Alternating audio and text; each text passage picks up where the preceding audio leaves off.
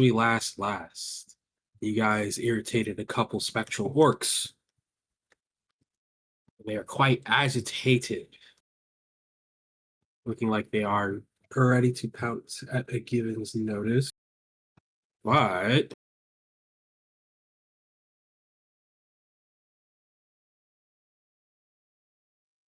hello, you said you wanted to try something.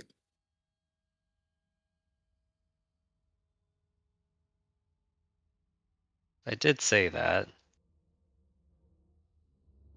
Has that fact changed?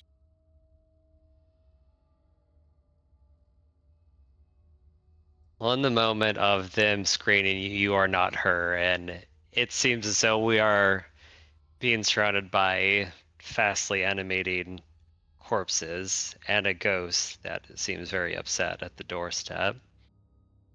What would Holo do in this predicament?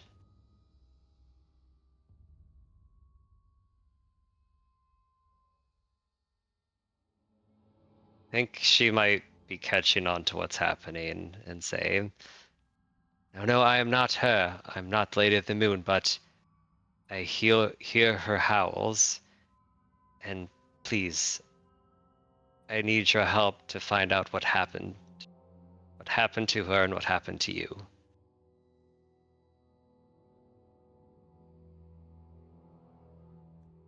Persuasion check.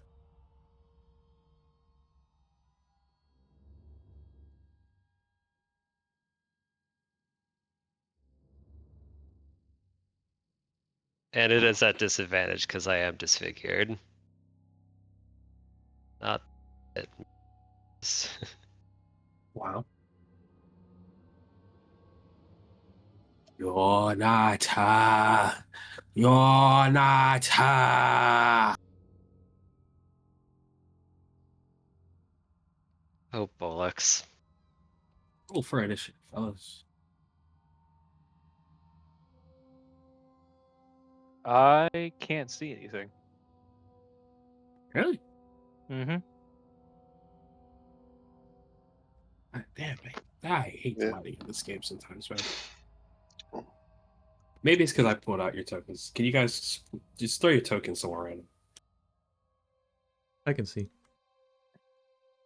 My can't token's see out, but I anything. still can't see. Same.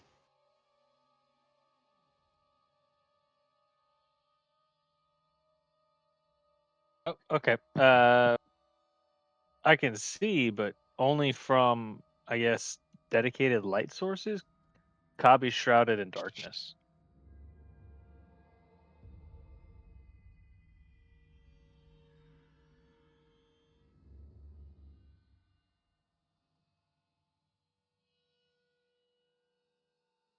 Ah, there we go.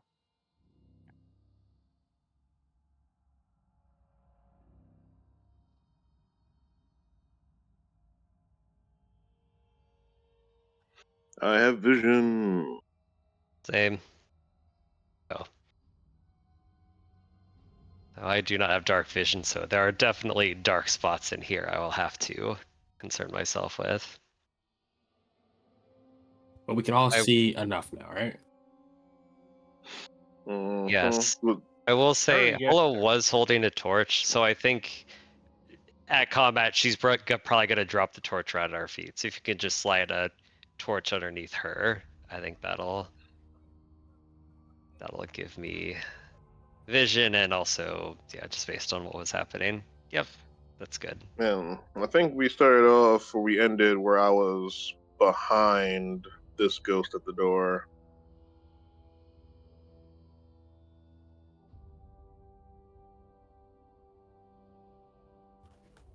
That better? Yes, thank you kindly. I think the three of us, I felt like we were probably right here. This feels right.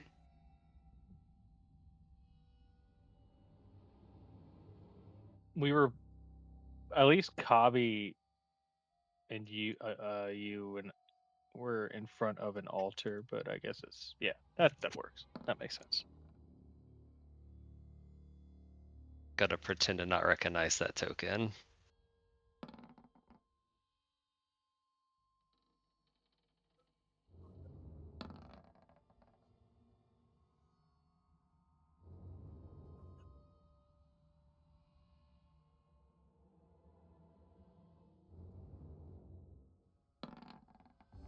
Dang, Jeff coming in hot on initiative. Damn.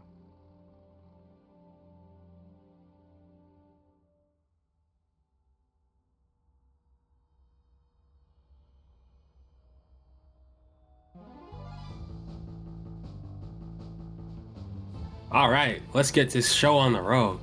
These haunting ghosts start screaming, saying they're ready to crush you all, saying you're not her, Hollow, as they look at you with aggressive anger. Their eyes start glowing red, again ripping down their gaping maws. You can see ooze leak out as they look at you with utter frustration. Top of the round, Kabi, set it off for us. Oh, me?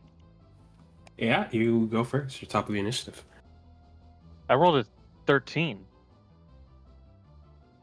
I have you as a 22. I'll Did take you the clear 22. the turn order before we rolled initiative? Ha!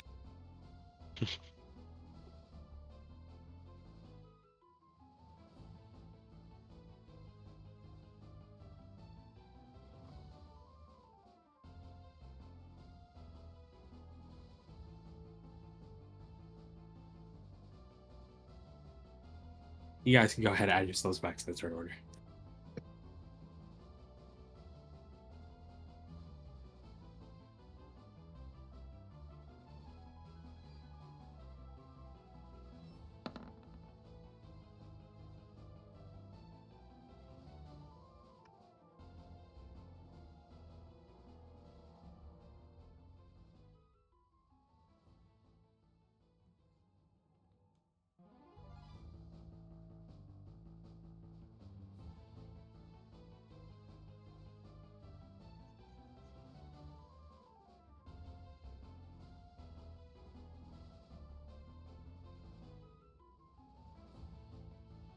All right. Well, I guess the female orc is looking at you guys rather angry. It's gonna go up to you, Holo, given that you were the one it was the one you were talking to. And it's gonna quickly fly up to you and reach towards you.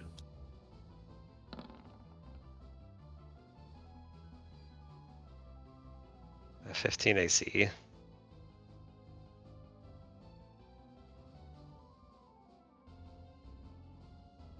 Yeah, and it just shyly misses as you're able to kind of sidestep out the way at its very freezing touch.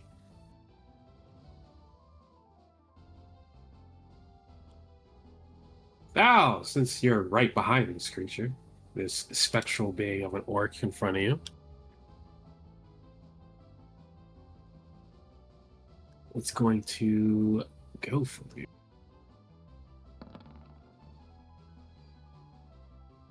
Well, that just seems uncalled for. 17, 18. No, even if I shield, I can't do anything. Yeah, you got it. Jesus Christ. And I assume 8 was. Yeah, that misses. Now the malish orc kind of muscles up as it looks almost like less spectral, more physically there, kind of waltzes his way up to you, Basil. He's going to attack you.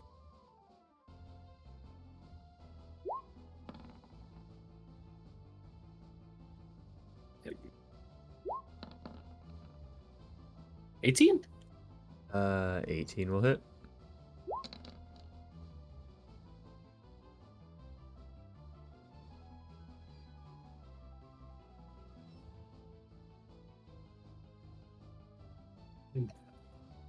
Holo, here you go. Is it the 13 or 28? Oh, it's 13 damage. Is the door to the church still open? Yes. Basil Colby, get the hell out of here.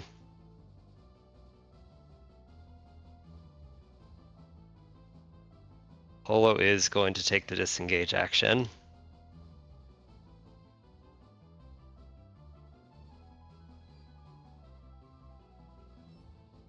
Move this far. Does thou look bloodied? Yes, yes, he is.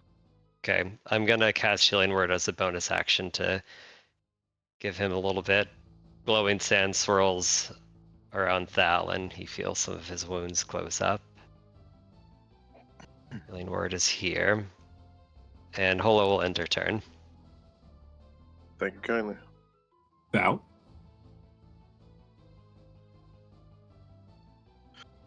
Okay.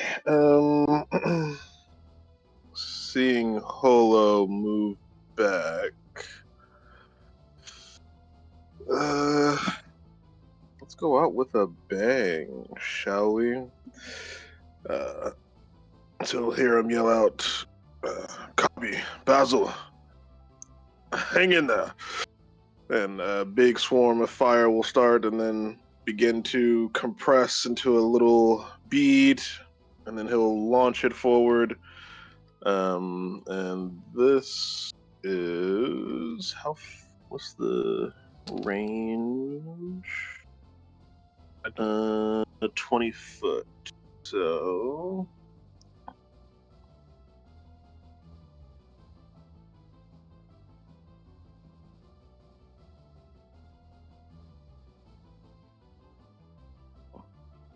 just trying to find. Bam. That should be good, and it should not touch Basil or Kabi. It's a deck save, right? Yep.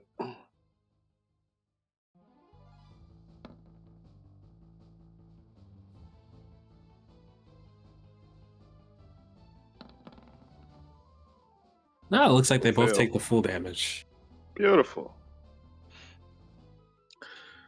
And after that, we will provoke an attack of opportunity to step out of the door.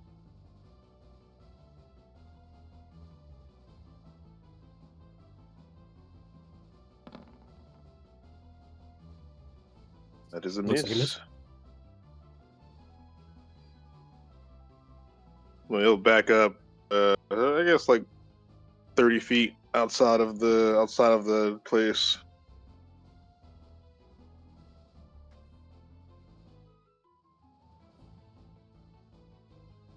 That's it. Yeah, that's it for me. Kabi. Kabi is going to do disengage, bonus action, disengage, action, dash, and basically run out the run next to Thal.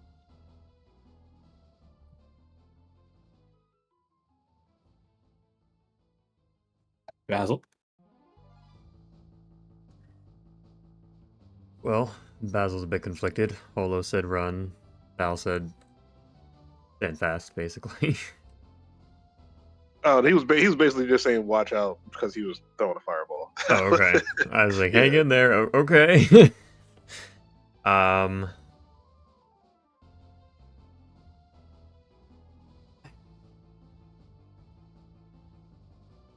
think disengaging is gonna help me much. I'm gonna try to Eldritch Blast at point blank and split the beams and push these two things away from me by 10 feet.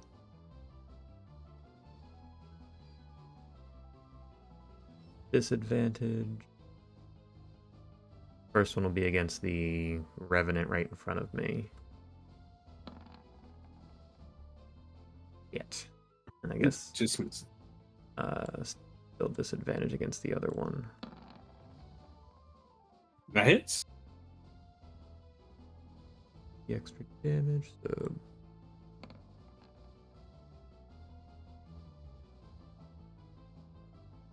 Is that 14? yep. And it's pushed 10 feet away. And I guess he's just gonna take the attack of opportunity and try to run back with Holo.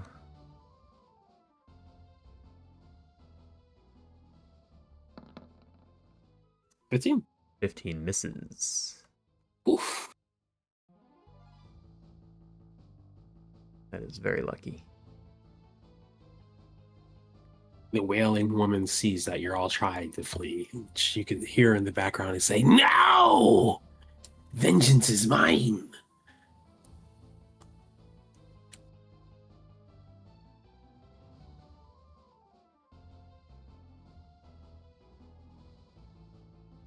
Able to just get up to you.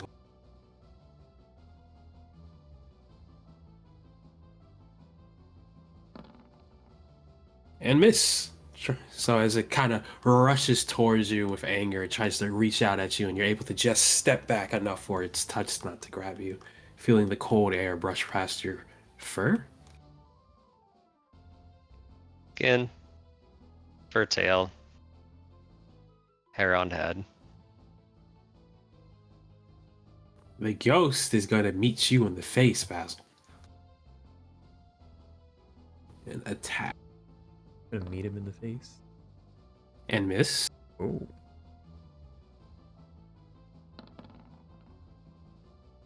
21. yeah, 21 hits. Basil's Jesus unconscious. Christ, these numbers. You're unconscious? Yep. Oof. It's never a good Revenue. sign when a DM is that surprised. Yeah, it's a little surprising.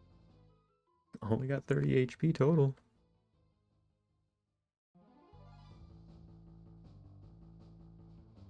Able to just get up to you. 25 Hits. for 10 damage. Go. Down. Damn. Yeah, that hits. I have 28 HP left. Hits you for 17. Your go. My plan here is to bonus action transform into a dire wolf. I want to gather up Basil in my maw, and both of us, basically Holo will drag him out of the temple in the hopes that they won't go out into the sunlight.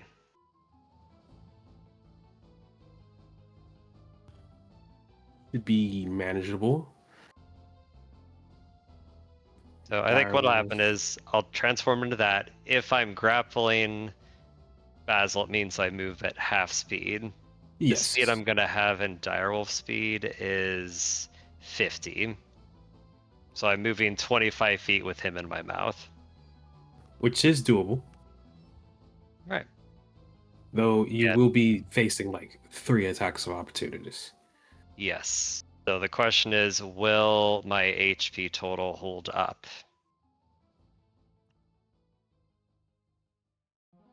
Which my HP in direwolf is 37.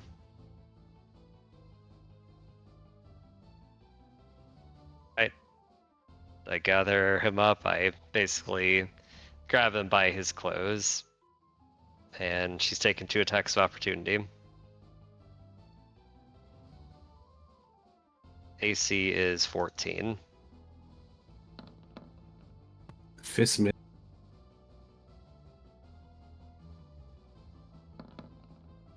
The Banshee miss.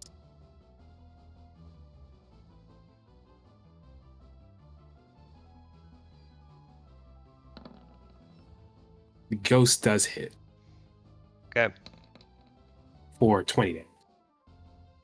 I'm down to 17 wolf HP. Yeah, Holo tanks the hits. You see sand get ripped from her form. But with Basil in her maw, she wriggles through the door and both of them exit into the sunlight.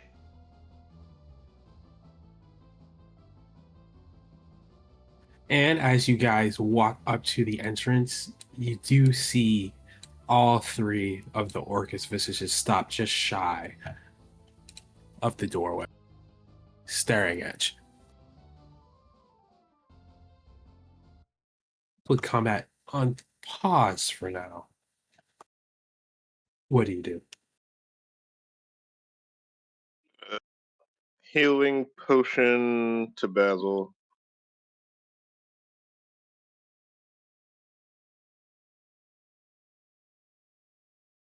It's 44, right? For a regular healing potion? I can never remember. 2d4 plus 2. 2d4.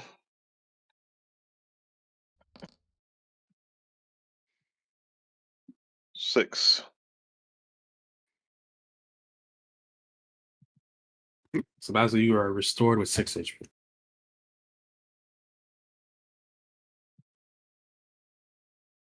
Polo will turn to the wolves, or turn to the ghost. Please stay your rage. Please, what happened? How can I help you?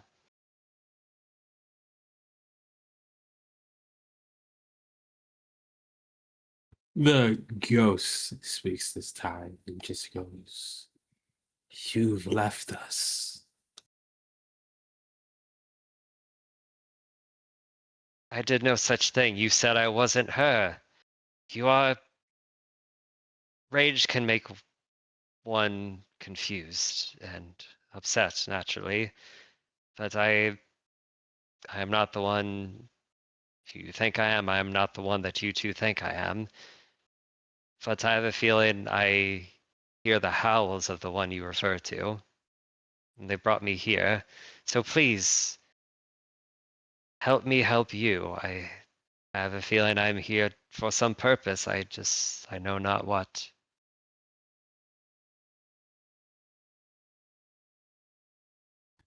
The banshee kind of floats around and around by the entrance and says,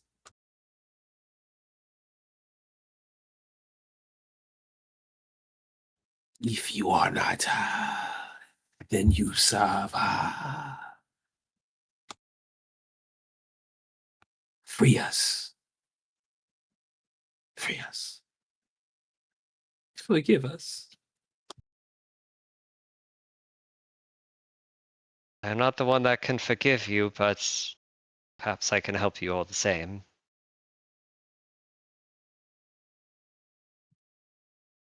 Who do you need forgiveness from?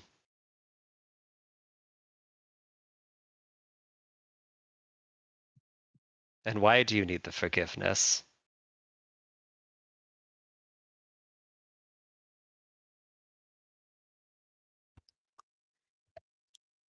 For sins. For abandoning her. L'Oreal.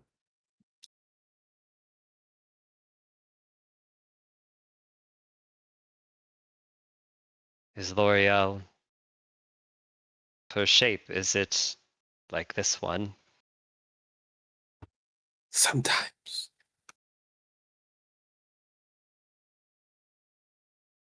Polo shifts back to her human form. And this shape? Sometimes.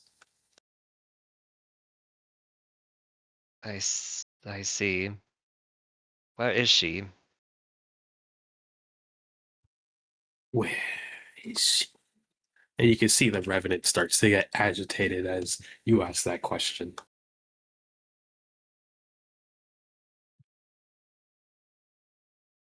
Be gone at nightfall. As the door shuts in front of you hard.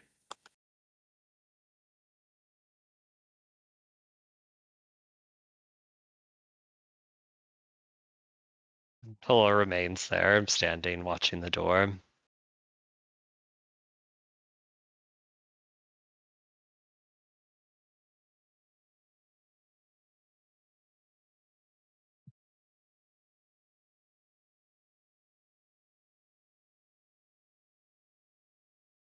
Basil, I guess, kind of slowly rises to his feet and looks at the rest and.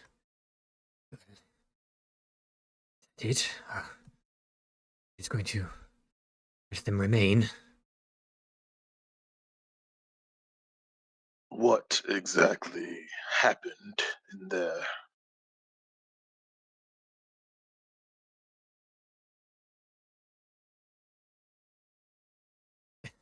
Uh, Excellent question.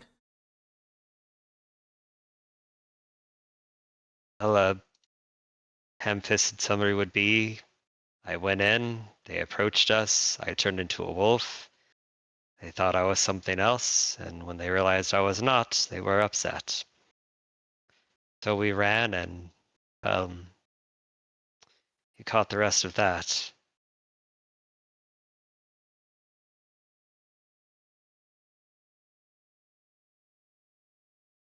Well, it seems whoever shares your likeness, this sand wolf you've mentioned, it doesn't appear they're all that popular as well.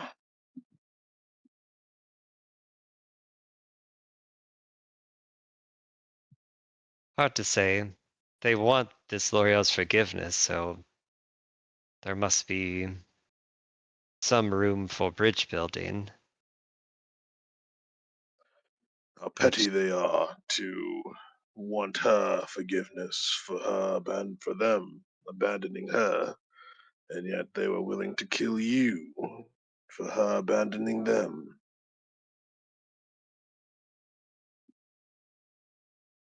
I chalk that up to the fickle nature of the relations between mortals and gods.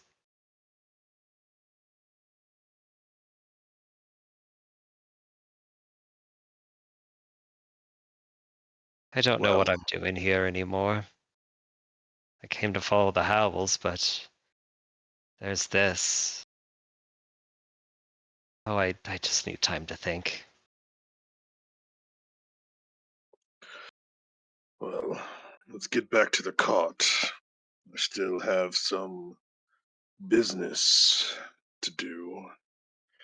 You can rest there, and hopefully we can be gone by nightfall as these ghosts have suggested.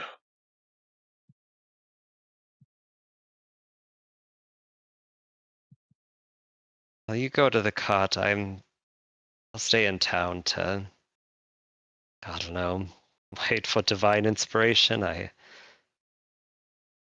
I'm lost as to what I'm doing here. Given their reaction, you should probably take someone with you. I'm sorry, are we really just talking about walking away from this? Well, we can always burn down the building if you like, Basil. Yes, that is exactly what I would like. Burn the whole damned town to the ground. I wouldn't advise that, even if, yeah, it could attract a lot of attention out here in the desert if there's such a fire. But we're just going to leave this here for some others to potentially stumble upon and be murdered.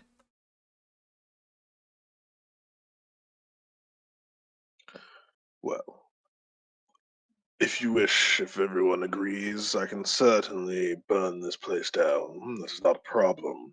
However, in regards to other people stumbling upon it, well, it'll be their problem and their job to get out of it. People here are all that concern me, and we are all out. Know that I'm not the only one that saw the other corpses and skeletons in there. I'm certain we are not the first to come across this, and unless we do something, we'll not be the last.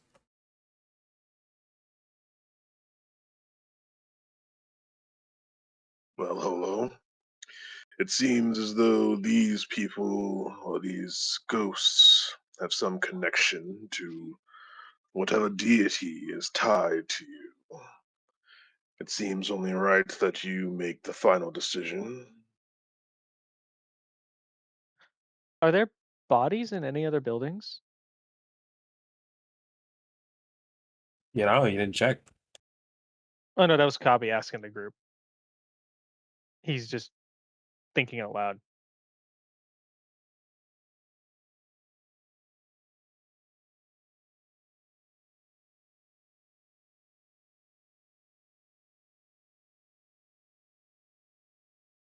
Are we all together here in the same buildings? I don't know. At very least, there were multiple corpses inside of this one. I believe we saw a house that seemed to be converted into a smithy. Perhaps you might poke your snout in there to see what you might find, but if you see any enemies, run. Yep. Yep. I will go take a look. I just I just wonder if the other bodies in there were, other people of the town and not wayward travelers like us. Is all. Well, I'll be right back. And Kabi's gonna dart on over to where the smithy was and just start poking around, see if Cool. there's any clues. Give me a perception check while you do that. He's way too enthusiastic about that. Cool. I say that's enough. As you're running from the temple, you catch a glimpse at where the cart is, the little dig site that you guys left Eric behind at.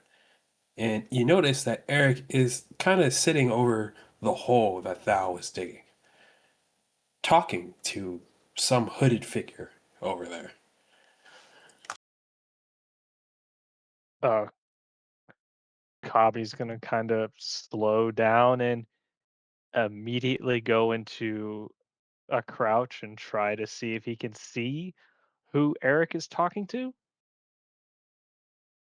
Yeah, you can give me a stealth check.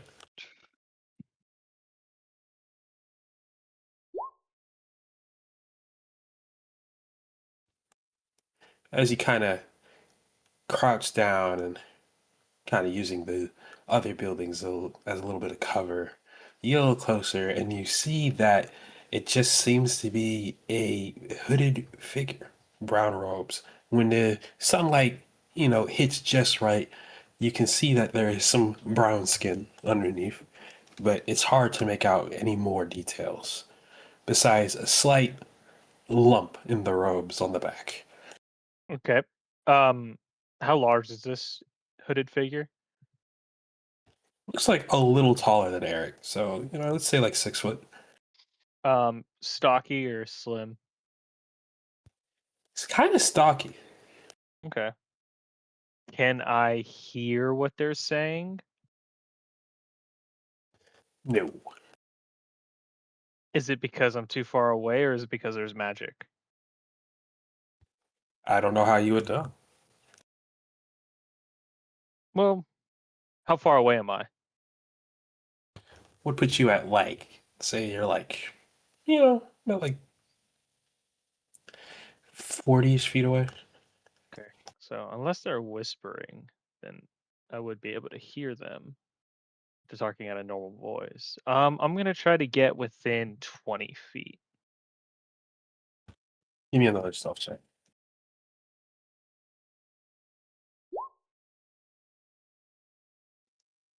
Do so as well. Can I hear them? Yeah, you can hear him. Okay, what are they saying? Or can I understand the language they're speaking? That is a good question.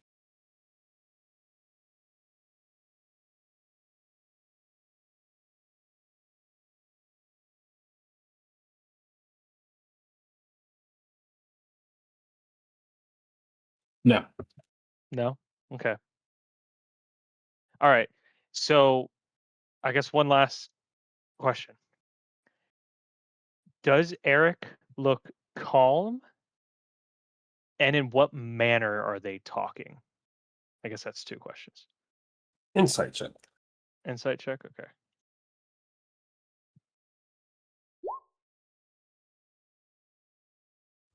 Eric looks rather relaxed, as does the hooded figure. Doesn't seem to have any aggressive gestures. If anything, you notice that they're chewing on something. Like eating, or like they're talking about something and like talking it over? The hooded figure looks like it's eating something. Okay. It's probably an apple. Um, Anything else I note about this scene? No. No? Okay. Then I am going to very quietly go back to the party in front of the temple. Easy enough. Okay. Um, and I'm gonna kind of rush back to them and kind of skid in front of Holo. Is Holo still a wolf or is she back to normal? She transformed before. How long was Holy Kabi gone? shit. Let's say like 10ish minutes. Okay. During that time, they wouldn't just be standing there. Holo would say to Basil, I know you've bled for me already once today, and I'm hesitant to ask for you to bleed more for me. But I need 8 hours.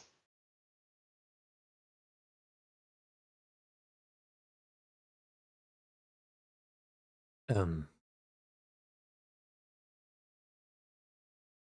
do you wish for us to remain here till nightfall?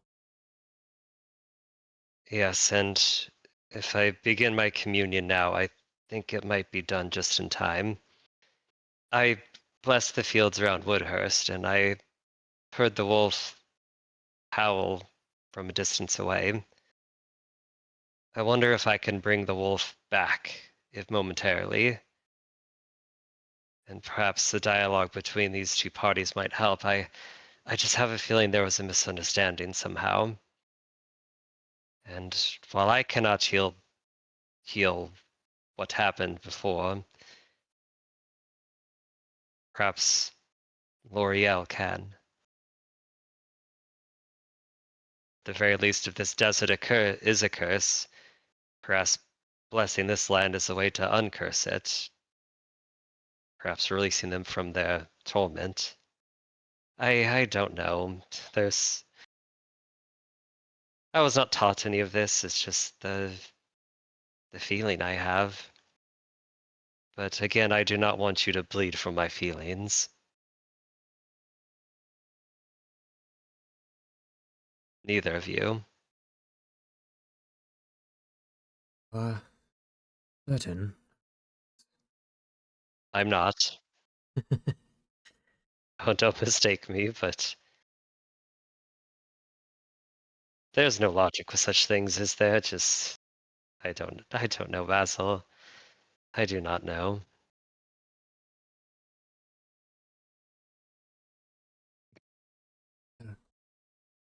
Talrin said was certainly true. Have some connection to all this, and I don't understand it either, and would be much more comfortable if we burned it down and left it behind us, but fine. If this is what you wish, I'll remain. Holo does take both of your hands and says, thank you.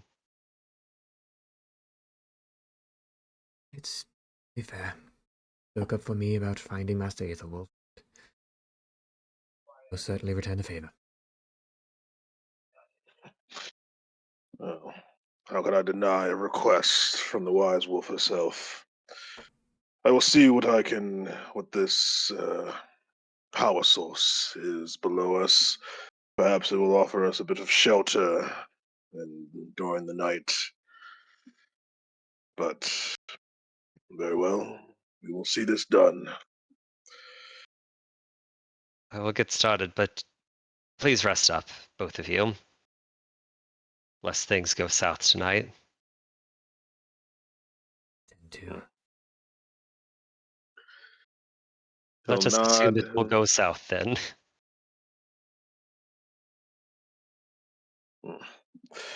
Well, should be interesting at the very least.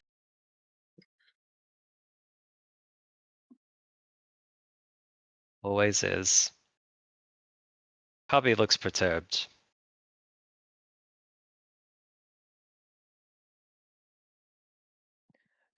Uh, so something weird happened. Well, no, what happened? Anyhow, Eric is talking to somebody.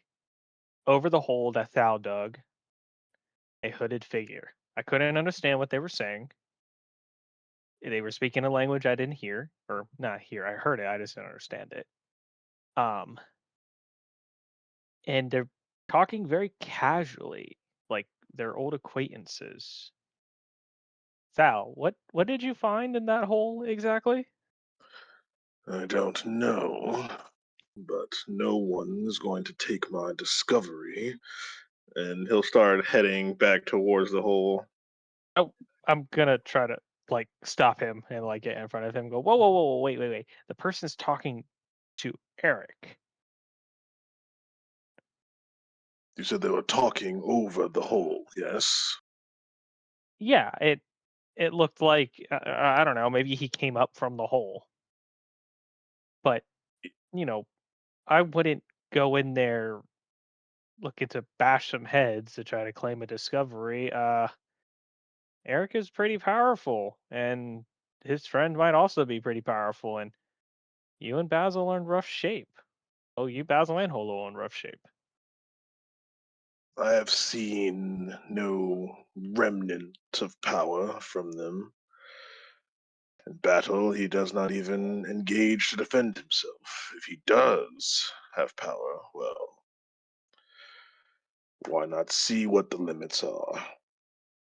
I have Uh, already said I do not trust him after learning what we did about his mask and his affiliation with this cult. I'm gonna look over at Holo and Basil for backup here as I try to talk Thal down. Regardless of our personal feelings, we were hired to protect him, and some stranger is speaking to him in a ghost town. If nothing else, I believe it is our responsibility to intervene. Well, Alvin will just grin. they Well, look like friends. I want to, we should go up to him and inquire, but not with Thal's headstrong, ready to throw hands attitude.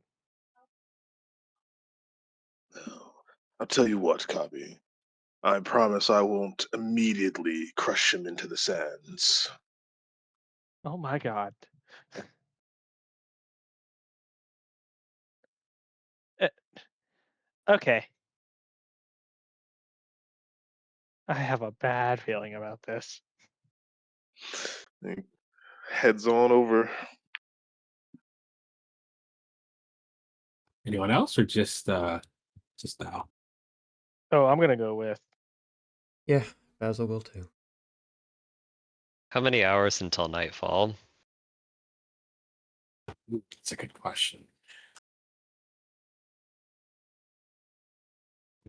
You guys went to town first thing in the morning.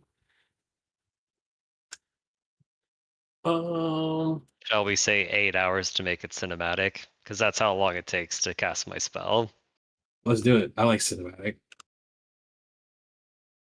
Tolo kind of like starts walking, but she looks at her shadow, looks at the sun. You two, make sure he at least talks first. I'm sorry, I must get started now. I will be fine. See to him.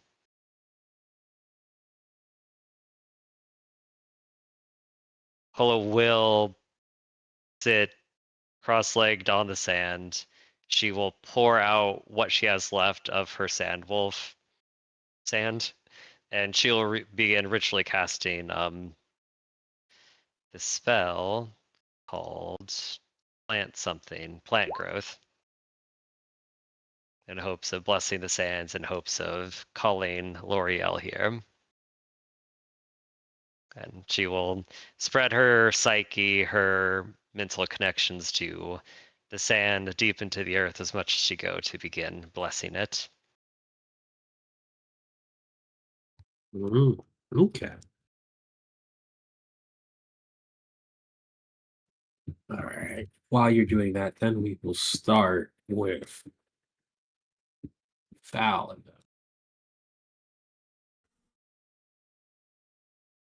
Val, Basil, Copy. As you guys approach, you see the site that Kabi was talking about when he left.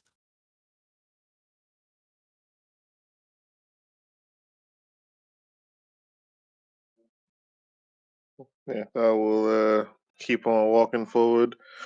It seems you found a friend, Eric. Eric kind of turns around and sees you all, and then chuckles a bit and says, "Ah, you're back. And rather was for where? Ah, friend, that's yet to be determined." Oh, where did this traveler appear from?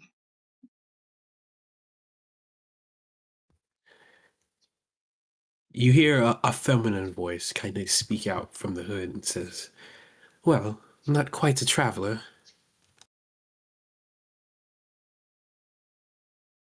Are you a resident then? It seems one of you was digging, trying to get into my home. Might I ask which one that might be?" That would be me.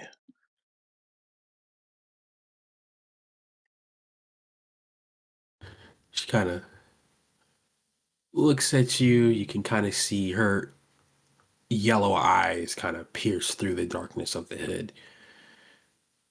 Well, that's intriguing. Might I ask why?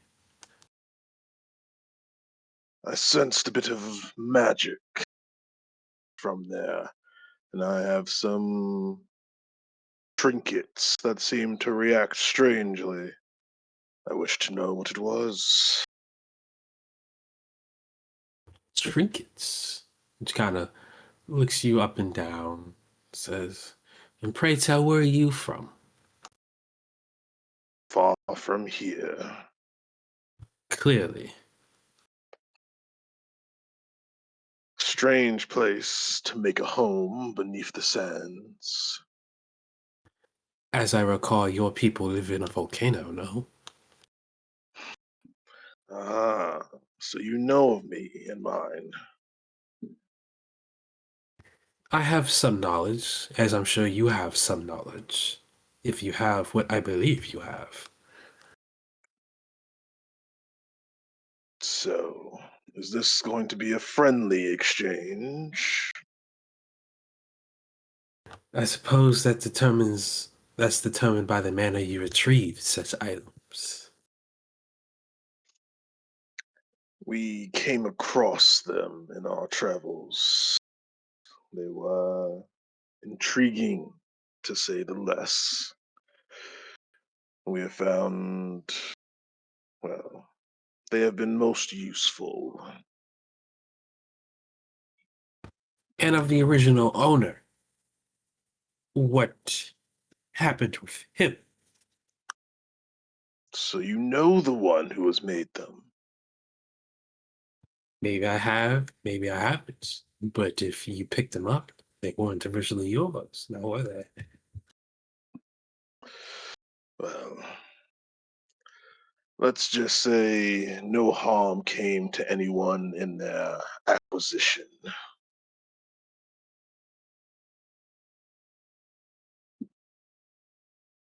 Hmm. So I say it's safe to say you're not associated with the owner then. Huh. I hope to meet him. Oh. She kind of steps forward out of the hole a bit. And as she steps forward, the first thing you guys notice is that her feet are bare, but they are scaled and clawed. And to what purpose do you wish to meet him?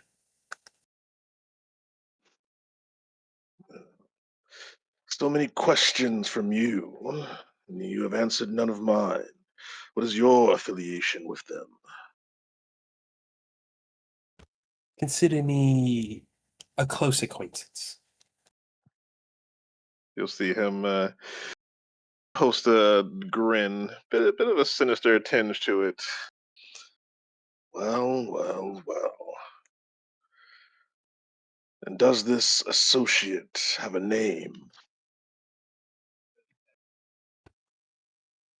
She kind of lowers her hood a bit as you see her piercing yellow eyes and curly brown hair that matches her distinct brown skin and pointed ears. She is elvish until you notice the horns pointing out of her head that are almost devilish.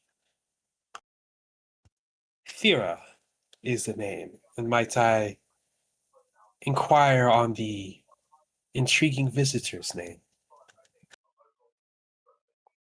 Thaurin.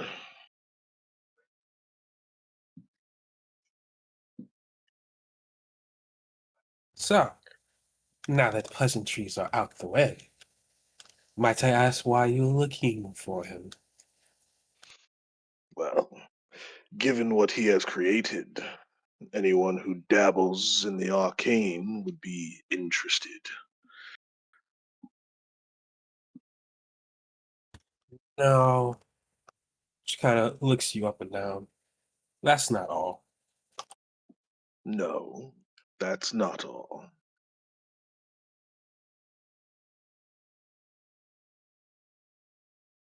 When I look into your eyes, I see the same eyes he has.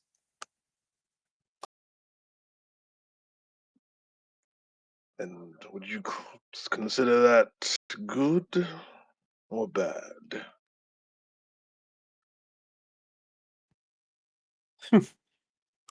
Depends on who it's directed at. Very true.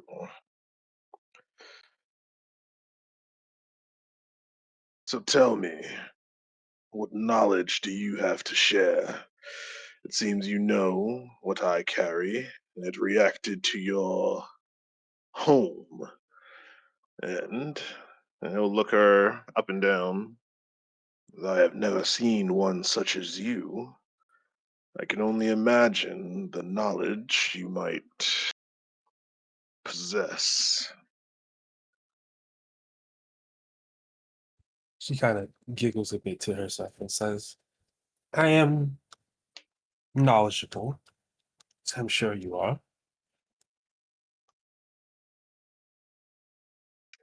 She kind of, uh, rotates her shoulders a bit. And then you notice that the cloak around her shoulders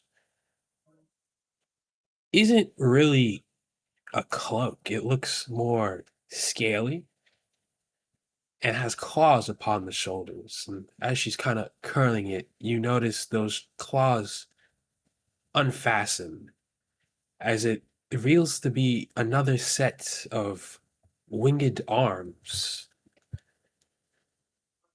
As she reveals that her surprisingly slender form. She puts her normal arms out and places them against her waist. Well, if you are studied as you are, you would know what my master tended to get into. Let's say I am a product of that. As you see her stinger tail kind of flick in the background, give me a history check.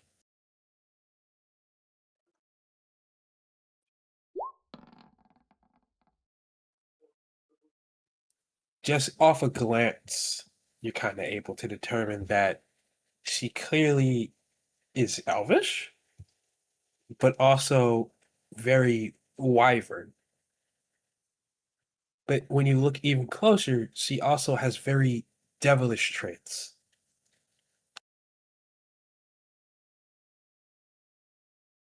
Would he know the term chimera?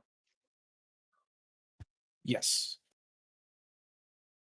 It seems he's turned you into a bit of a chimera, bits and pieces from many things.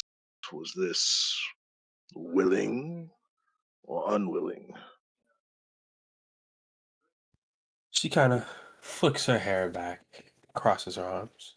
Well, willing enough for me to call him master. Well. I knew he was the right sort to seek out. I'm sure that any knowledge I might have, you may already possess, but there's always the chance for more. Would you invite us into your home? There are many things I wish to know. She kind of puts her hands to her lips and says, perhaps.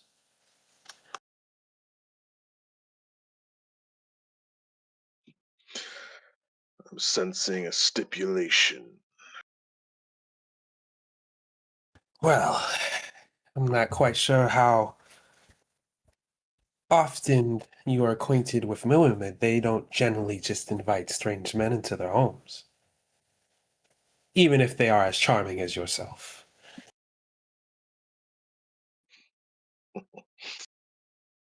Well, suppose that is understandable. So tell me, what would one do to gain entry?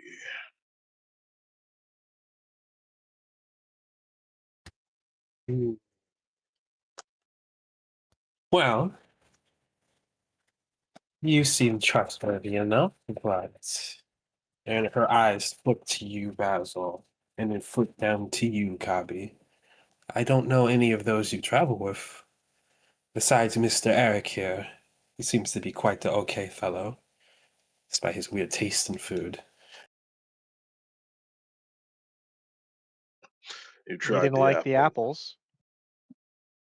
Well, the past just rather sour. And I'm more of a salty person.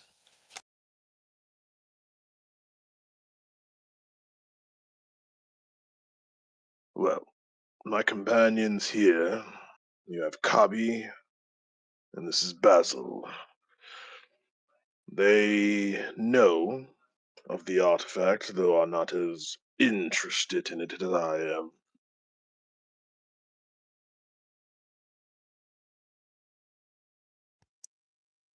Oh, there must be a joke here. What is it? So a dwarf, a human, and a kobold walk into a bar. No, that's not it.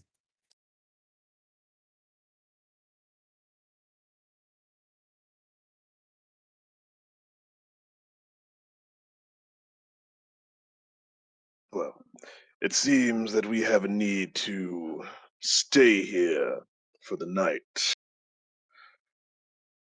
We have plenty of time to talk and build trust.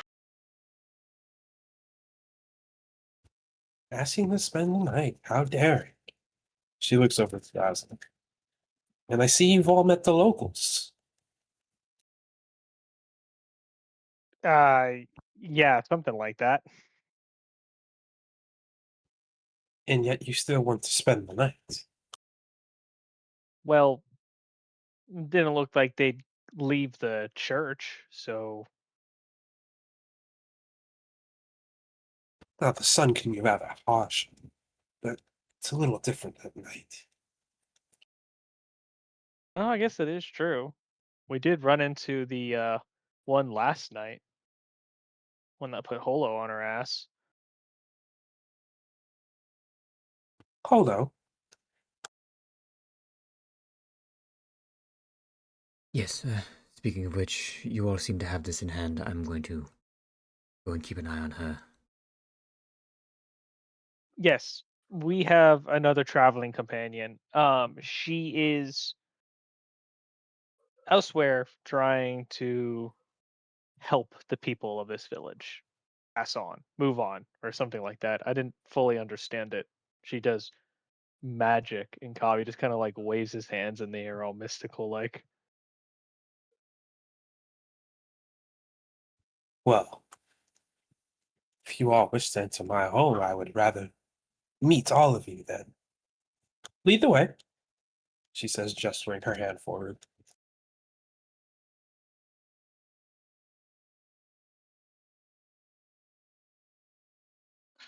Perhaps it's best not to crowd her. She is performing a particular tenuous ritual. Best to save introductions when it's done. Well then, I'll keep my distance, but I wish to at least lay my eyes on her. I'm sure you understand the caution. Alvin will look over at Kabi. He'll just narrow his eyes. Very well. And he will let her walk past him and bring up the rear. Kabi will actually stay with Eric. Ooh, fun choice.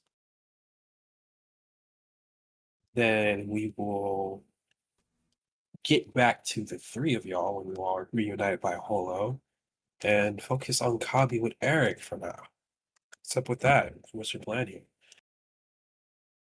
Just gonna kind of like watch them go and look over at Eric and so, uh, you seem quite calm talking to her when she is so, what's the nice way to put it? Uh, Different. You didn't seem all that put off. Well, I'm quite well traveled and Kabi, depending on who you ask. You are all rather strange looking. That's fair. Okay. Um, what language were y'all talking in? I will admit, I saw you two talking initially, and I got closer to, well, eavesdrop. Oh, well, just common. I don't know why you wouldn't have been able to understand that. We were speaking common? I believe so. No, you weren't. I know common. I mean, we're speaking it right now, and I was within 20 feet of you, and I couldn't understand a word. Well, perhaps you were too busy trying to gather what my intentions were. You couldn't really understand what I was saying. Can I see if he's lying to me? Hey, give me an insight check. Can't tell.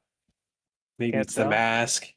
Maybe it's just because he's always as nonchalant as he is. But doesn't seem like he's lying. Well, okay. That's, I guess that's plausible. I was more kind of surprised to see you just talking to a hooded figure in the middle of an abandoned village while we just got done running away from some ghosts and zombies. What what exactly is she? Well, from what was said, it's safe to assume she is some sort of chimeric creation.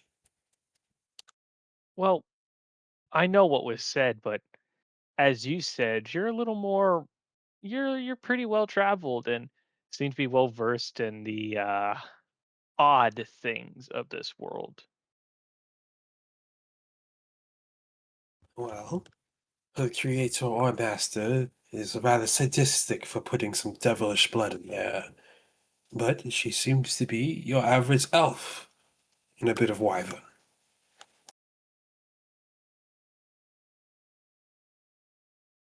And what were you guys talking about? Were you just getting acquainted? The likes, if she wanted an apple, yada yada yada. You didn't seem concerned. Well, she didn't come out hostile. More curious, as she was with y'all. No reason to throw up arms and cause a commotion when there may be no need of a commotion. Plus, I know And you're all not too far away to rest to my defense. well, I don't know. I think even if someone emerged from a hole in an abandoned village with their arms in the air, I'd still be a bit more wary.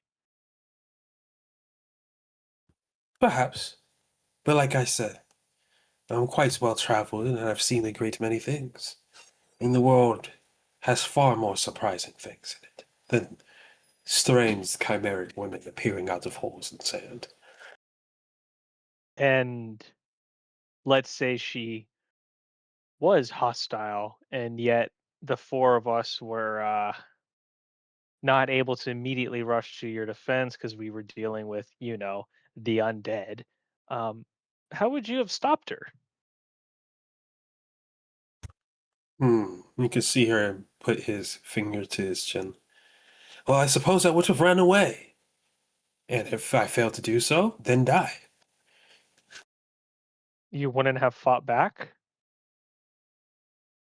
I guess I'd try, but I'm an old bird.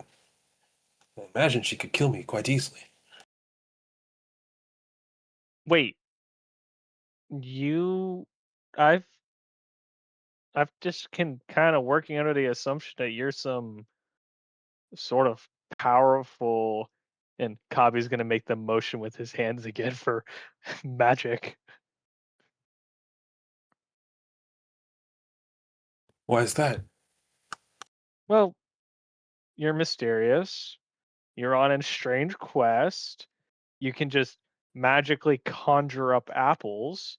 It's given off like big, like ancient wizard who's more, you know, disinterested in combat rather than unable to fight vibes. Huh. If I was as powerful as you say, I wouldn't have need for gods. Well, that's where the too disinterested to fight comes from. Well, I'd rather not be the cool person who hires people to take blows for me just because I don't wish to fight. Well, uh, that actually makes sense. Huh. Um, well, this was enlightening. We shouldn't leave you alone at all anymore. Well, I did hire you all to be guards. Yeah, you did, and you've been captured once and now kind of potentially ambushed. Um, I'll talk to the group. We should be more mindful, sir. Shall we meet up with the rest of them? Yeah, lead the way. I'll have your six, boss. Then he kind of just does his little hobble over to go in the direction that you are with. But we will do a slight jump cut in that little 6-7 minute interval. Foul Basil, you guys return to Holo just fine. You see once Holo gets into view, Thera does stop in her tracks and just observes you all as you go and meet her. May I share what's happening in Holo's Mind Palace? Please. I, in addition to my previous explanation what she's doing, Holo has heard a howling, sometimes distant, sometimes louder, this entire journey. She is now removing all mental barriers and she's just letting the howl be in her head as much as possible. And she is now calling out their name, who she assumes is L'Oreal. And I think looking upon her visage, it will be one of concentration and discomfort. But she does have her hands on the sand, and you do see her hair kind of shimmering green on occasion.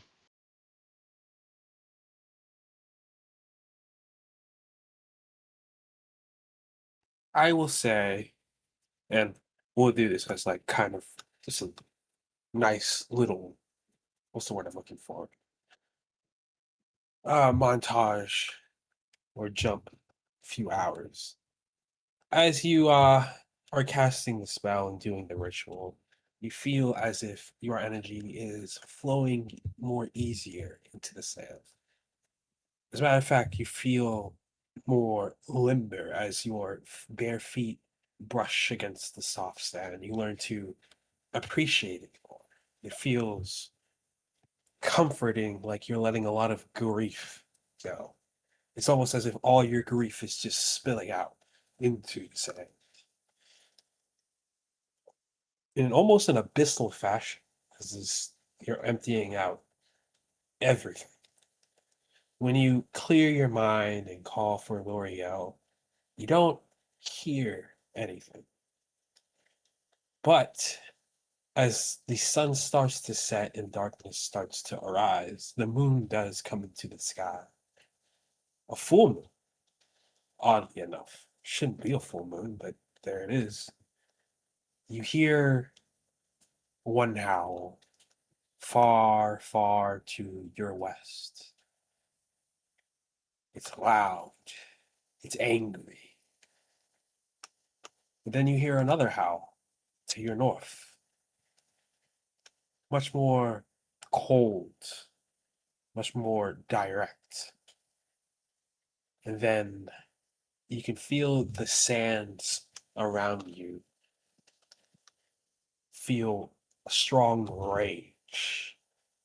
And when you open your eyes, you are somewhere completely different. As a matter of fact, you're not even you. You look around and you're alone in the desert. And you can hear your own howl. It's your voice, but from far away, deep to the south.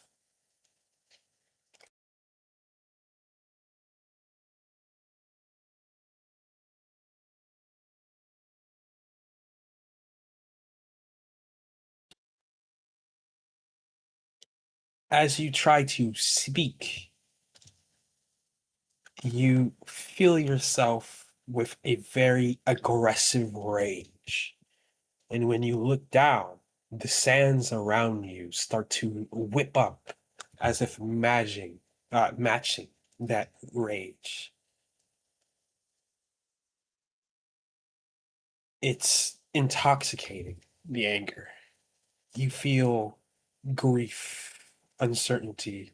You feel like someone needs to be punished, but you can't quite wrap your head around why. And as you look around, the sands grow ever more angry, and the winds around you pick up harder and harder. The dunes that cover the area start to fall apart and get dragged into your rapid winds. Basil, thou, Khan, as you see all this happening, the nighttime starts to take hold. You see the ghosts start to push out the wall, but stop as you look down at Holo and see her eyes are filled with tears and her hands, she seems almost more wolf-like than she normally is, larger, as if she's changing before you into a dire wolf, but not in the normal way that she does. There's no sand here, there's no casting of magic.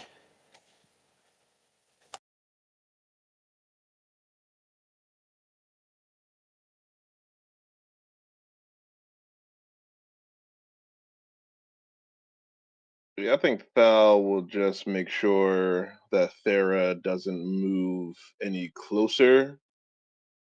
Um, and then probably just say over to Basil and Kabi, keep an eye on the ghosts. If they move to attack Holo, we may have to intervene. Kabi will give a nod of his head.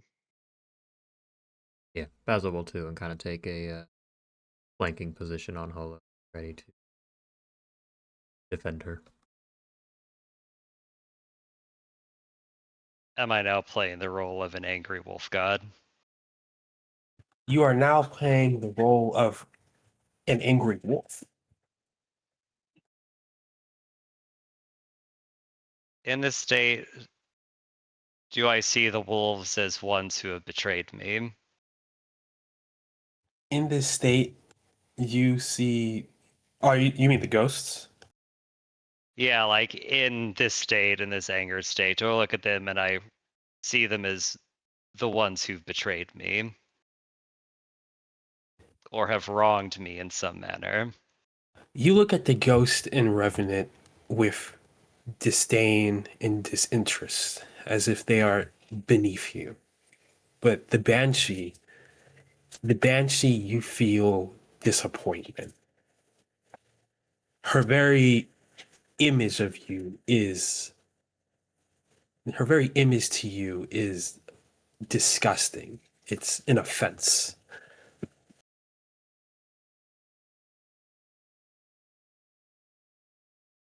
Polo will look at that wolf and say, "You are an eyesore. Leave my presence. You're not fit to breathe the same air as me."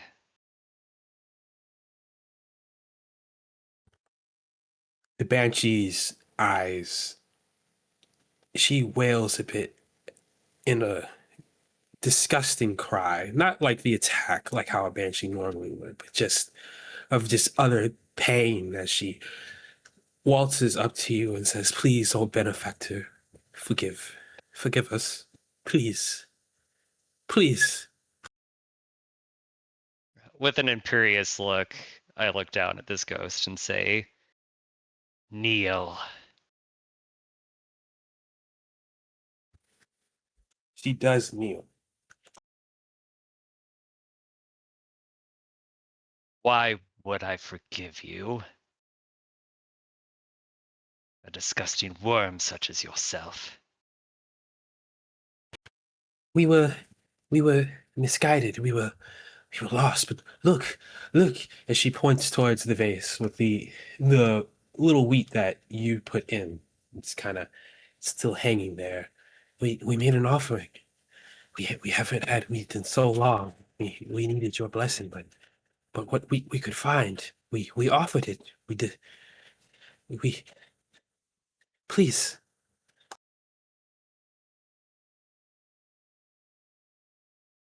Does the offering please me?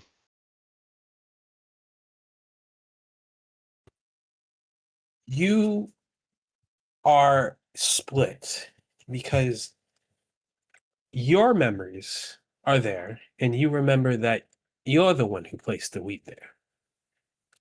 So you know she's lying. But you also feel like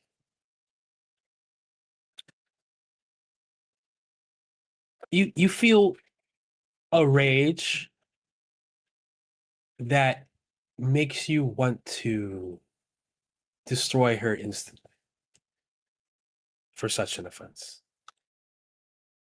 But you have the knowledge of Holo where you feel as if you don't want to destroy them. So you're in a tug between two voices in your head right now. I guess is what I'm trying to say. So on one hand, the wolf will say, "You fool. You know I will always detect a lie. It is impossible to trick me. You know this."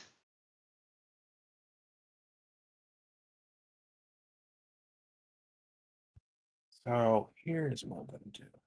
I want you to give me a charisma check.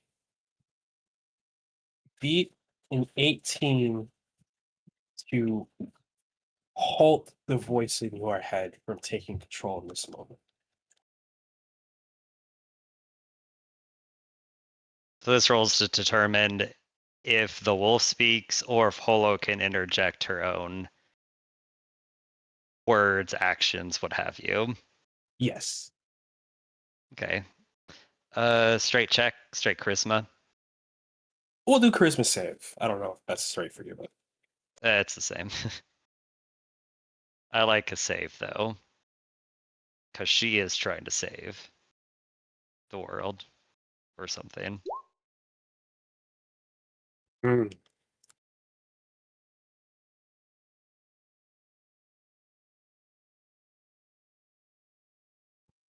You felt a urge for a moment to stand up and swipe your paw down. You right now are holo, so you're not sure what that would do. But you are able to convince yourself to not. Able to convince yourself to talk.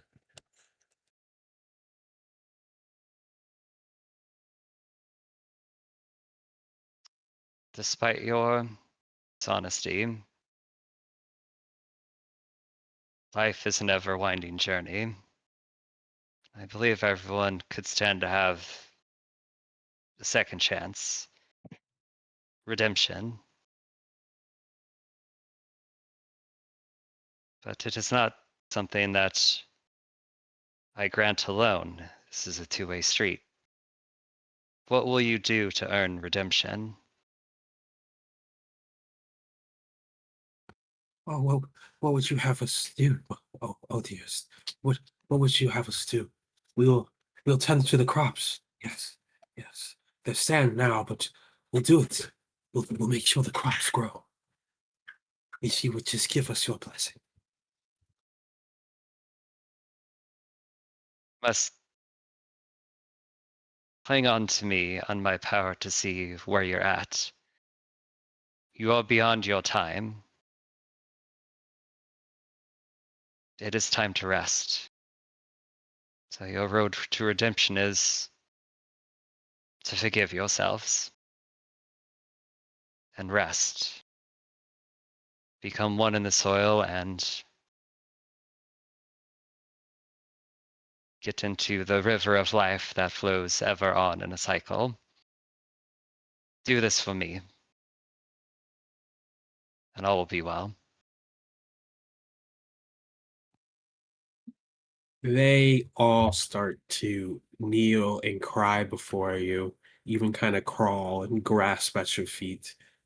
Though, besides the Revenant, they all kind of just sink through as they crawl outside towards you all, Basil, Thal, and Kami.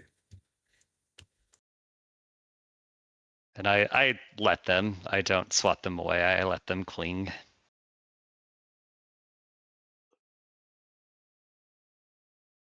You said they're coming towards us, or they're just coming towards Holo? They kind of are going past Hello now and coming towards y'all outside.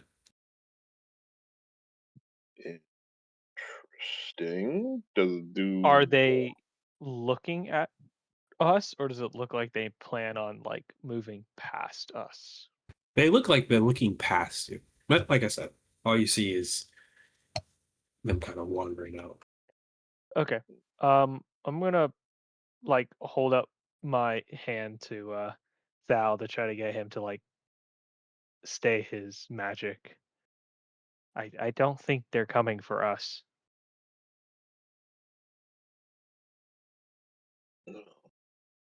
Let's hope you're right. As they kind of grasp out and try to, walk past Holo, they all collapse into the sand and kind of decay into a dust that settles. And before you, Basil, let's say that's where they landed, is a dandelion.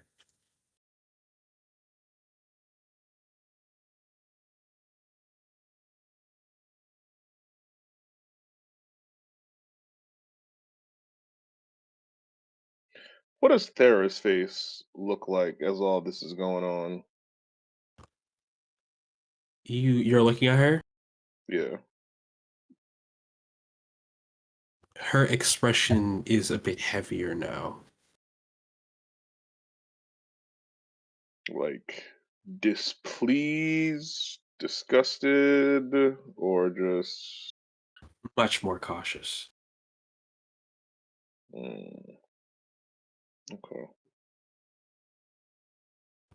Holo, you feel that rage start to intensify. The ghosts are gone, but you still feel wounded. Give me a wisdom save. Beat a 10. You felt it starting to overwhelm you for a second as your claws start to get more jagged and force their ways out of your hands, and your hackles start to rise up.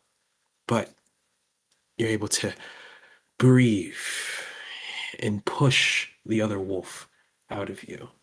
As you return to normal Holo, you see a smaller sand wolf in front of you where you placed that pile of sand at, to stare back at you for a moment, to kind of lock eyes.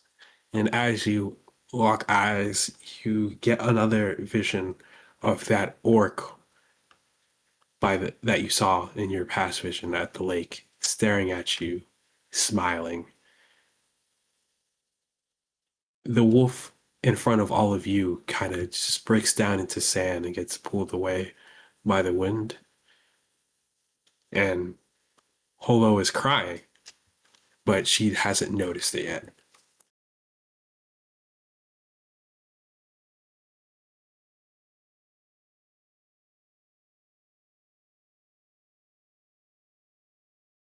Holo will try to speak to the orc.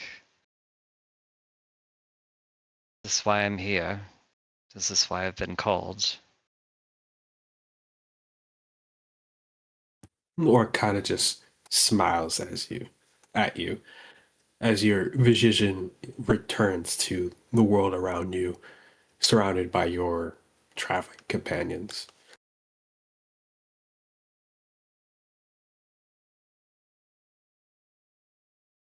Oh, good evening. Quite the show. How do you feel? She wipes her eyes. Exhausted. But I think this is what was needed. I think they are at rest now.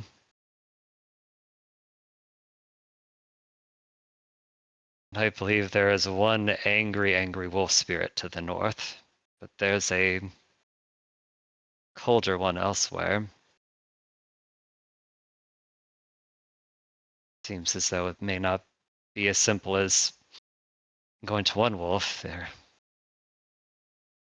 I don't know. I must think this over more.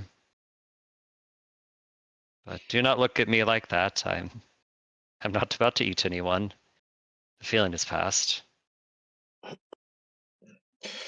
had no fear that you would attack any of us.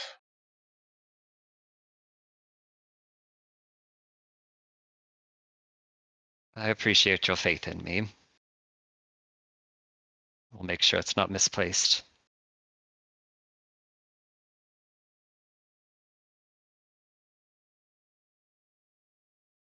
Well, as you can see, we have met an acquaintance.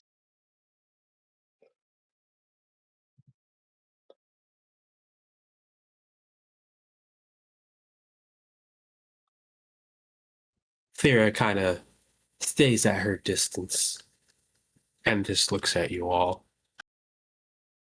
Does she look intimidated or scared? She looks just cautious.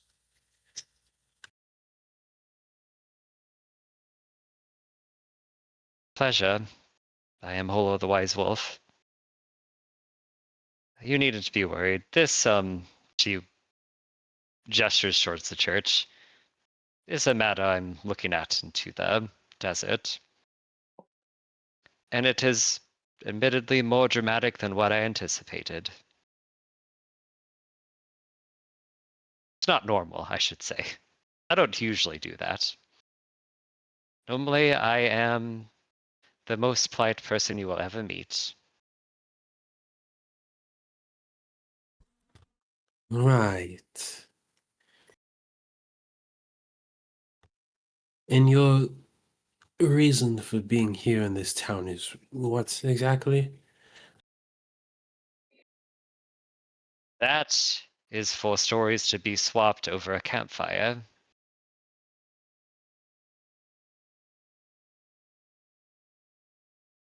It appears you might have your own stories to tell as well. She kind of looks at you specifically. And if anyone wants, they can give me insight checks.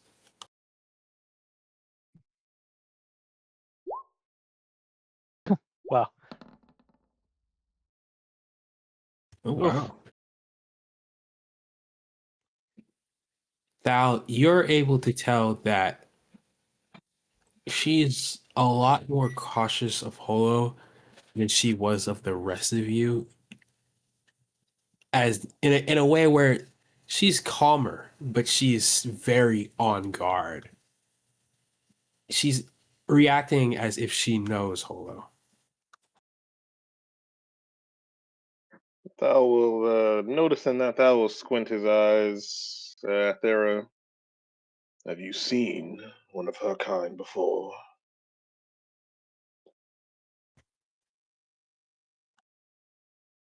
No. And I mean, going off your insight checks, Holo, Thal, you guys can tell she's lying. Well, that would be the first lie you've told so far. Care to try again?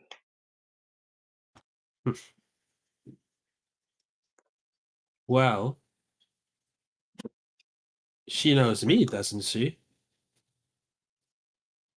She says on a more ready for action kind of stance. Have you met Holo?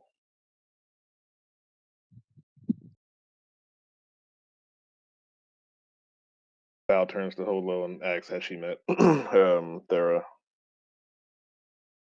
Holo shakes her head. Maybe you know of me?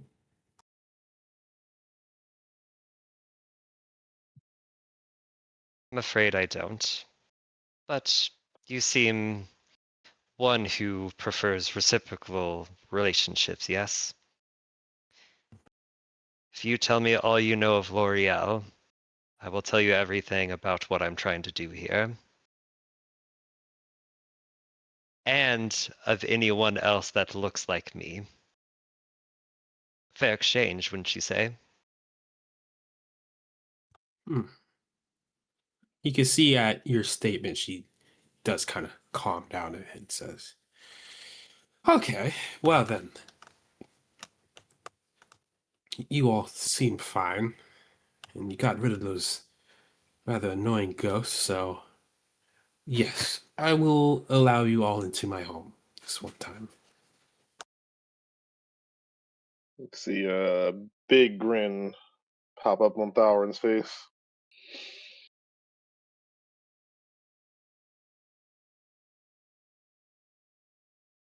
Thank you. We've been camping in the desert for a long time and it's gotten old.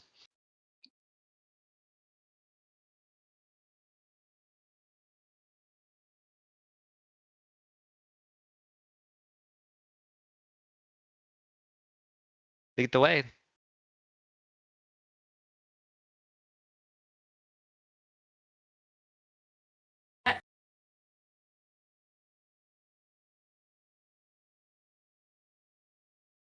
She leads you all to the hole where she stands around and just kind of whisks her hands around as if casting a spell, and she speaks in a language that you all don't quite understand. And you find yourself standing on a teleporter. Or, sorry, magic circle. So when she turns around and we're beginning to walk back, Thalrin will turn to Holo and tap his hand to his head, giving her a signal.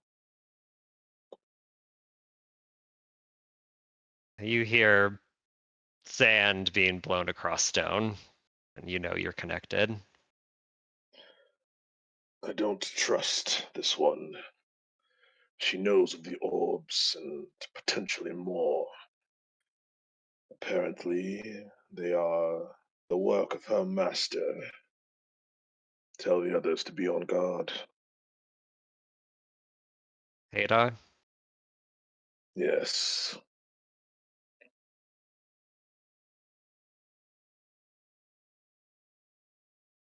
Polo does relay the message to the others.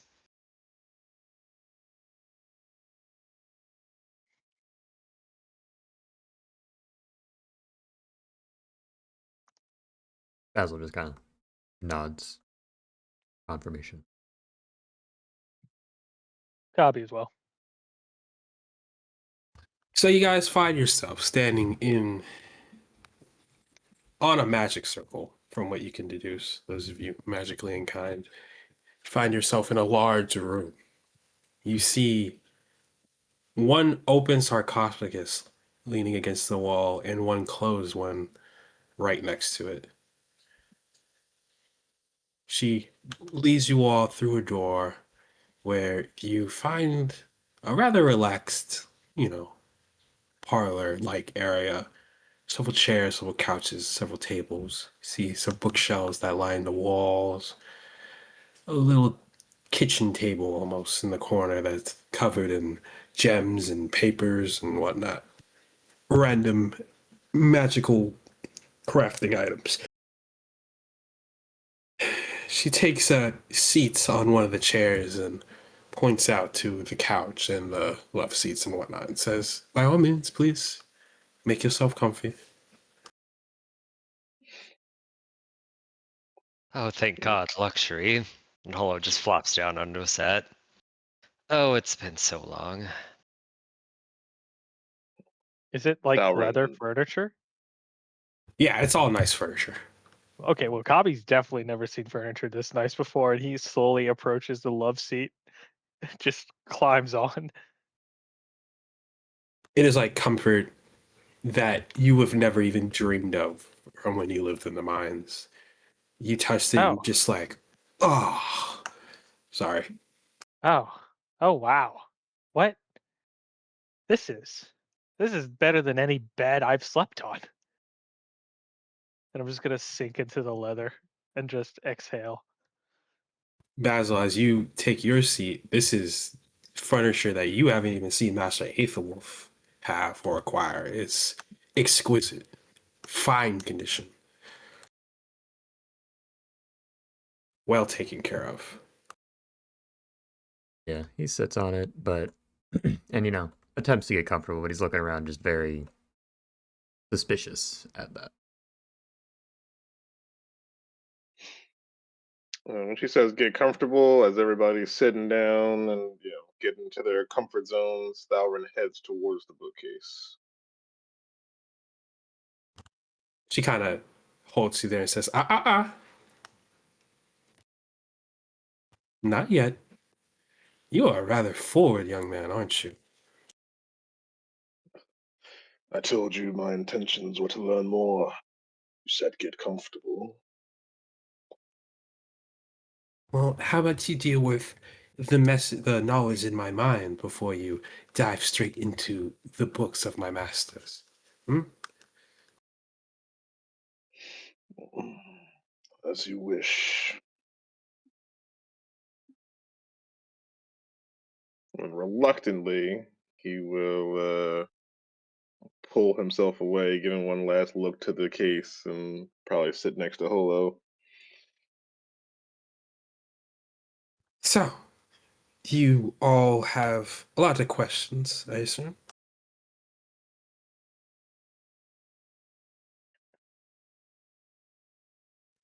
Please, dig into my mind, as I will dig into yours later. Your master, what is it he is after? What is his goal? He seems to have knowledge of many different facets of the arcane, not just one particular study. And again, looks her up and down. With your creation, it's something we've run into before. Just, well, better put together. Holo slaps Sal in the face with her tail. Oh, You should not ogle a woman like that. I-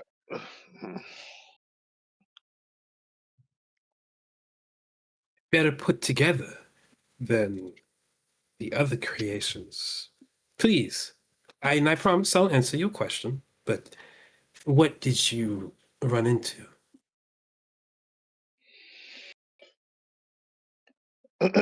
something of a wolf mixed with the scaled arms of the dragon.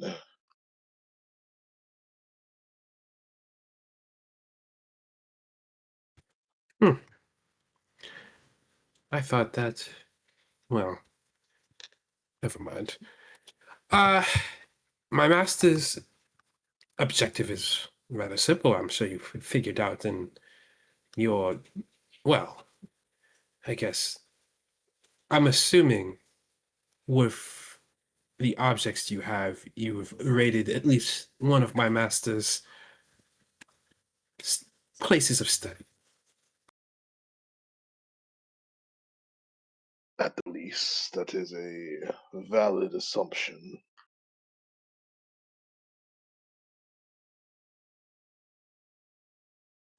Well then, you should know by now my master's objective is simple.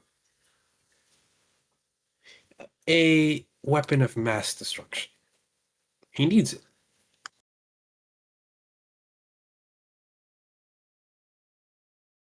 There is, he leans forward at that, and he is working to create this weapon, whether it be of a magical means, or does he seek to affect a creature? I believe that the term he used in his orb was soldier. As far as creatures go, I believe I am the pinnacle of my master's work, if I say so myself, she says with a slight grin. But unfortunately, I am not able to complete the objective he hopes for. So his magnum opus is still in production. Not here, of course. So you know where he is. I do not. I was hoping you would, but I suppose it makes sense that you don't. We've been coming upon his trail. He seems to have been quite the busy elf.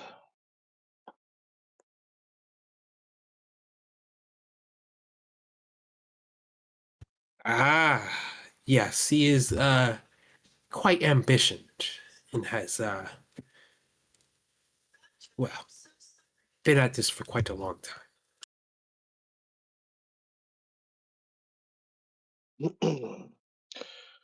Well, and why is it that you are here? Simply a sentinel to protect his knowledge? Or do you have a mission of your own?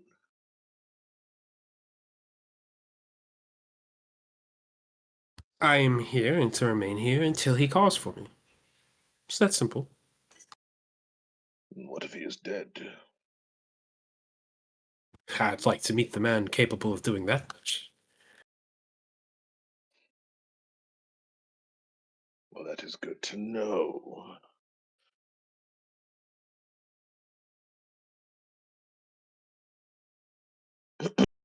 Tell me.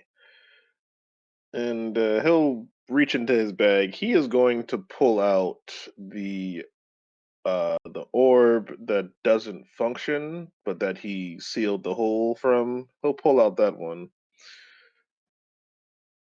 The broken one? Yeah, the broken one. So he'll pull out that in my attempts to extract some of the magical knowledge in here and create a spell. I seem to have overtaxed this object. I don't suppose you have the know-how to reactivate it. Perhaps it can give you a bit of insight, as well as giving me access to continue my research. You tried to extract the spell. Yes, it proved difficult, but not impossible. Well, you are quite a well-versed mind, then, it seems. Hmm. My master would like you. Yes. My master would like you. She kind of crosses her legs a bit, and then you can see her wing arms kind of stretch out and then wrap back around her shoulders, forming that makeshift cloak. So, perhaps I can fix it.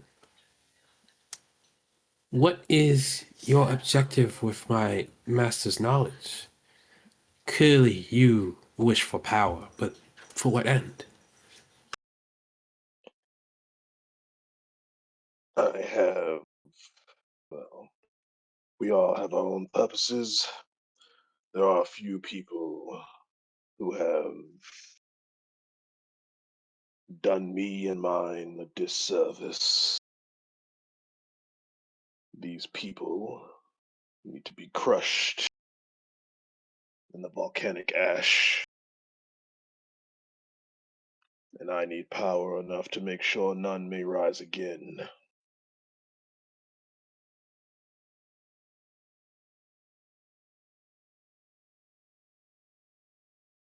Interesting.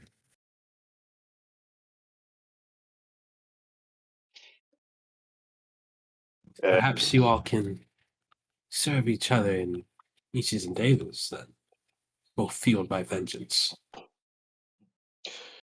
I would be open to negotiations with someone of his talent and power. I'm sure there's something we could do to help each other. I have no interest in soldiers. I need only my own power.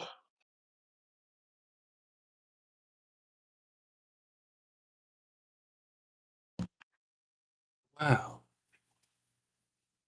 that should be doable enough. Hmm. Tell you what, I'll give you what knowledge I can that might increase your capabilities, so forth, if you do me a favor. And what would that be? I need you to find my master. Agreed. However, I can only speak for myself. I do not speak for my party members, but that is an agreement that I would welcome to take on myself, as I would be more than interested to meet him. I don't know what other interests your party members might have here, but perhaps I can tickle their fancy by answering some questions. You are Holo, was it? Yeah, Holo is laying belly down, face down in the cushion, and she'll say, Holo. Oh, sorry. Yes, I'm Holo. You, I imagine, have questions for me. I do. No, please ask away. Who did, who did you think I was when you first laid eyes on me? A vengeful spirit. L'Oreal, you thought she was dead. Why? L'Oreal is not something I've ever heard of. I meant a vengeful spirit of something a lot more tangible. Oh, please tell. Well, Throughout that ritual, I heard two wolves from far, far away. Perhaps what you're referring to is one of them.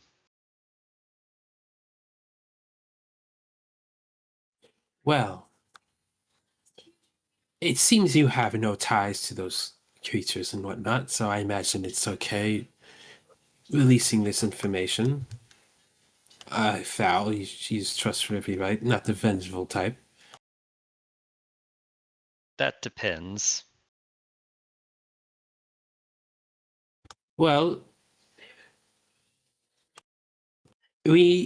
my master is a unique person who, when she kind of looks at her form, likes to extract the best from the creatures in order to bring them to their greatest form. Ah, yes. The wool drake, was it? Ah, so you've seen it? Yes. Well, we happened to stumble upon quite the ferocious beast. Well, he did, not myself. This was before my time, but I was warned of it. A fiery red wolf, just burning hot with rage. It intrigued my master. From what I could tell, it even wounded him. He, uh, he took that creature and he merged it with the essence he obtained from a drake egg, resulting in the creature you guys have seemed to encounter, which is strange. You've encountered it, but you didn't encounter her, the girl.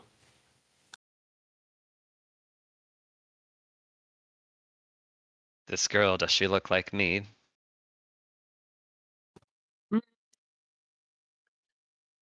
Somewhat. Though, now that I look at you, you have the ears, you have the tail, but you don't strike me as elvish. Oddly enough, despite my looks, more orcish. My parents were orcs. Interesting. Well, we ran into, let's say, the crosshairs of one interesting young girl. She didn't look angry, rather curious. She retrieved the creature and dealt quite the devastating blow to a family member. So, I was under the assumption you were one of her envoys here to finish the job.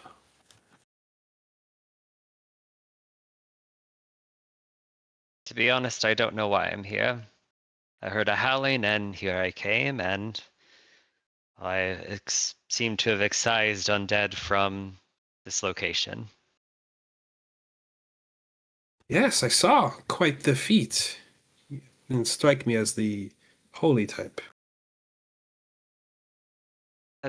if you had met me 6 months ago, you would think that even more. But I think I am here to heal. To heal more than harm. But if you looked at me and thought I might harm someone, I guess I can understand your hesitancy when you first saw me. But to make sure I'm understanding you correctly, the angry wolf, the wolf with red fur, I believe, you saw a visage of him upon my known when I was completing the ritual. But there is also another wolfish girl, though more elvish in nature, is out there still. Oh, yes. Can she also transform into a wolf? I wasn't given the chance to see. You would have to ask my sister, though she is resting. I might like to call upon your sister then. You see, I've never met anyone like me before, and my heart desires a conversation. Well, I'll give you the chance to meet her, but I can't say it'll be now.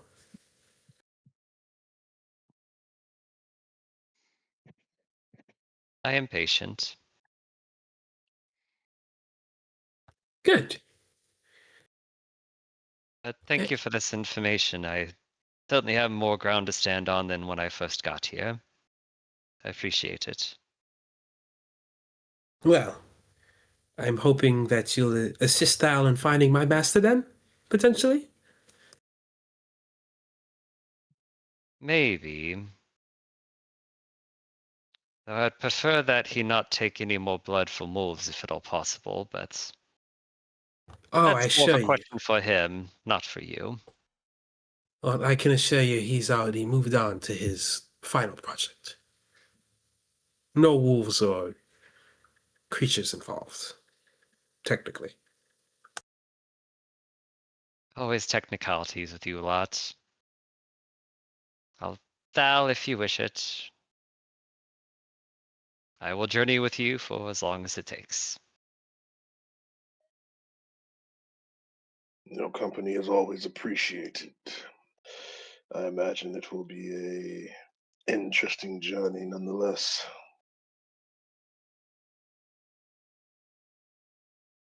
So, I can't help but point this out,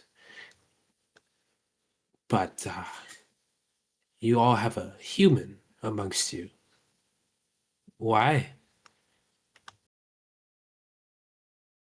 Bobby's gonna look around and who's a human? He is rather dim, isn't he? What? I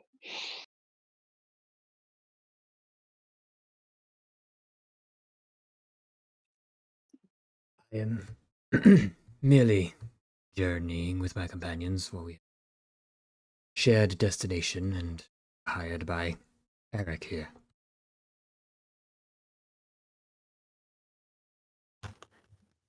It feels like you're telling some of the truth.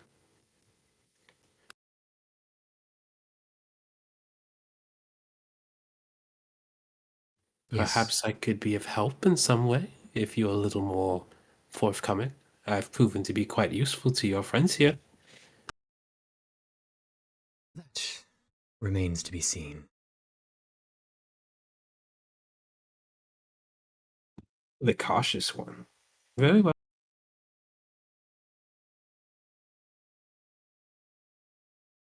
Well, Thal. She kind of flicks a interesting pendant to you. As you grab it, you can see it has those strange runes that you remember seeing when you first came to Hadar's, first little underground bunker. And you can also see it's carved into that black stone that you're used to seeing.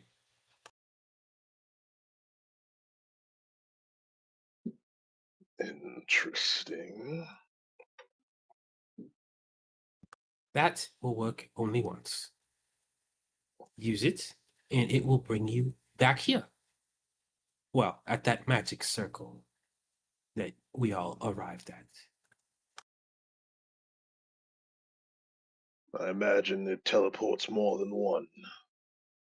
Yes. Those touching you, of course. Very well.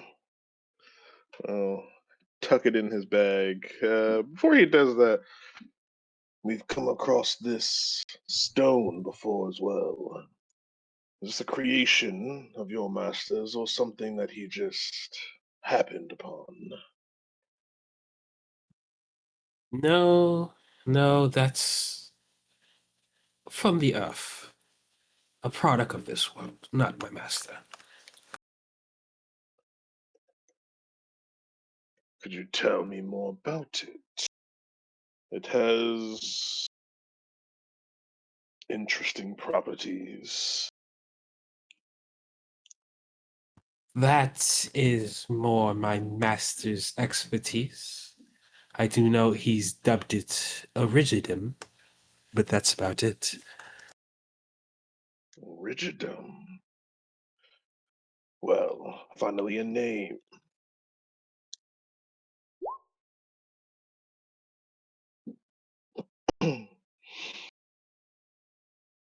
But Well, yes, it has quite unique properties. In terms of magic, it is capable of withstanding quite a good amount of it.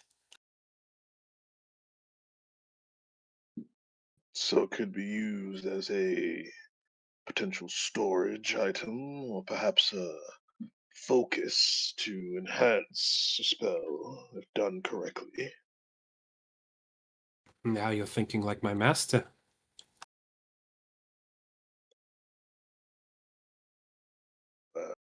This just became far more interesting than it was originally. She kind of stands up, walks over to the table, kind of moves around some of the papers, picks up a chunk of it, about a standard rock size, and tosses it over to you.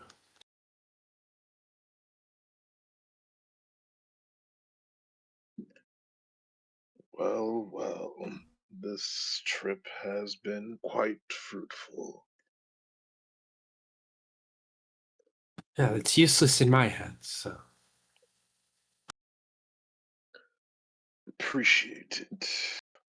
And he holds up the orb. You said you might have the capabilities to fix this. I might, though I wouldn't bet on it. But I'll try. If you could perhaps show me the process, even if it doesn't work now, it will at least give me a starting point.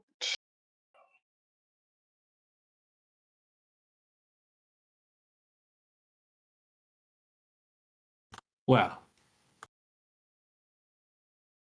hmm,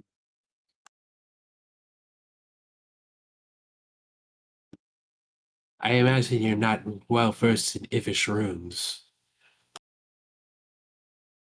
I am not, but I am a quick learner.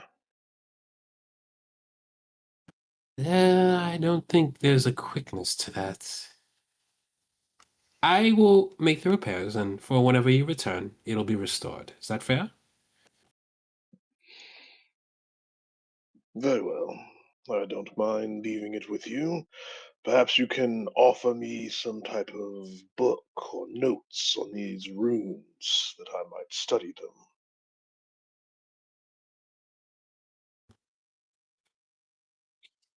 Oh, there's a book somewhere, and she kind of goes up to the bookshelf and just kind of scrolls through. And it's like, here. She passes it to you. He takes it and gives her the orb in turn.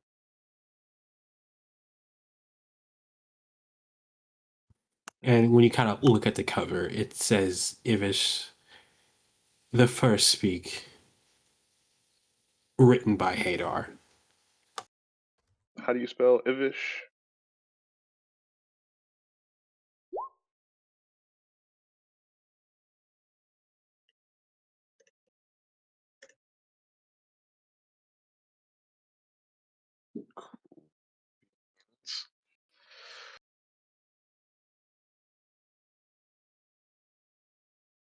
Yeah, he'll tuck that in his pack. While I don't wish to, I know I can't take any of your books and knowledge, but if you will permit me to read what I can while we rest here. Oh no, take the book. Do what you wish with it. Oh, I meant, and he looks over at the rest of the books on the wall. I meant to peruse the rest of the knowledge here, if that is available. Of course, yeah, sure. That's if you want. Now that he has the okay, beeline to the bookshelf. Sweet. And with that, I think that's a good moment for us to take like 15. Is that cool with you guys? Yep, that That's works. cool. Okie doke.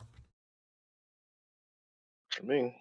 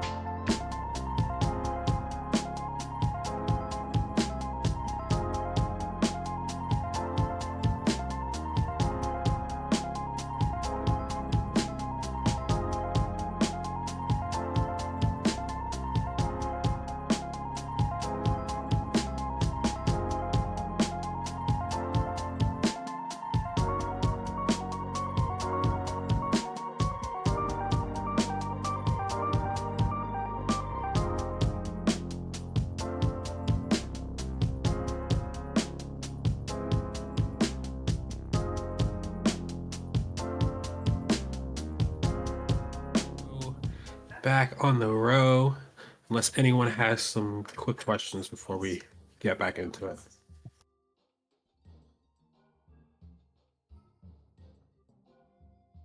Good to go. What's the room look like that we're in again? Just lavish carpet.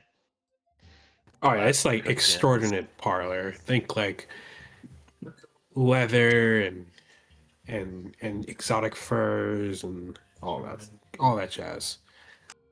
Does it feel like For we're sure. in a mansion, like with wooden walls and stuff? Or does it feel like we're underground, but the space we're in is very good looking? You feel underground, like you're in a very lavish basement. Gotcha. Are there any precious gemstones laying around? There is a bunch scattered on the table. Oh, really? That's one of the things I said when I first made the description. Oh, how the fuck did I miss that? We got lore fucked. Yeah. Too much was in our brain, we missed it.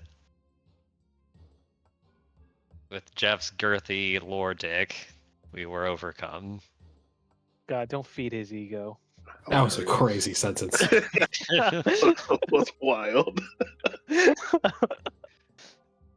It's like I'm flattered, but holy shit. He's probably blushing and fanning himself over there. Woof.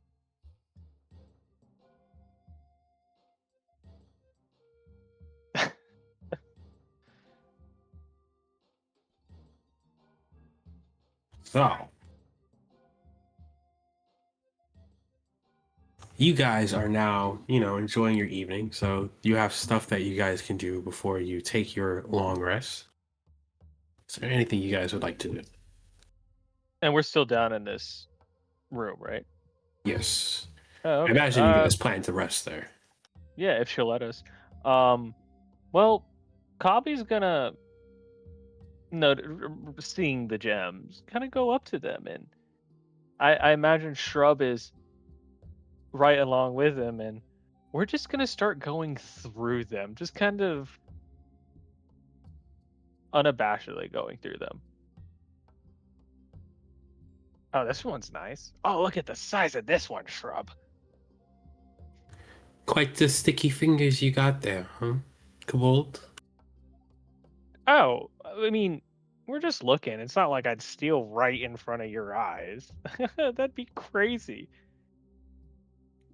As I Kinda. slowly set the sapphire back on the table. She doesn't narrow her eyes. Well, It's just oh, go ahead. no, I was just gonna point the Shrub and go, well, it's just, he likes the shiny gems, and I'm a sucker for making Shrub happy. So how does a kobold end up with a fox in the desert? I'm not used to your kind being this far out. So, are you asking like the whole of my journey, or just how specifically Shrub and I became friends? The latter? Oh, the latter? Oh, that's easy. I gave him some shiny rocks, gems, citrine and whatnot, and he started following us, following me. I gave him some water. Well, I gave him water first, and then I gave him a shiny rock, and he really liked the shiny rock. And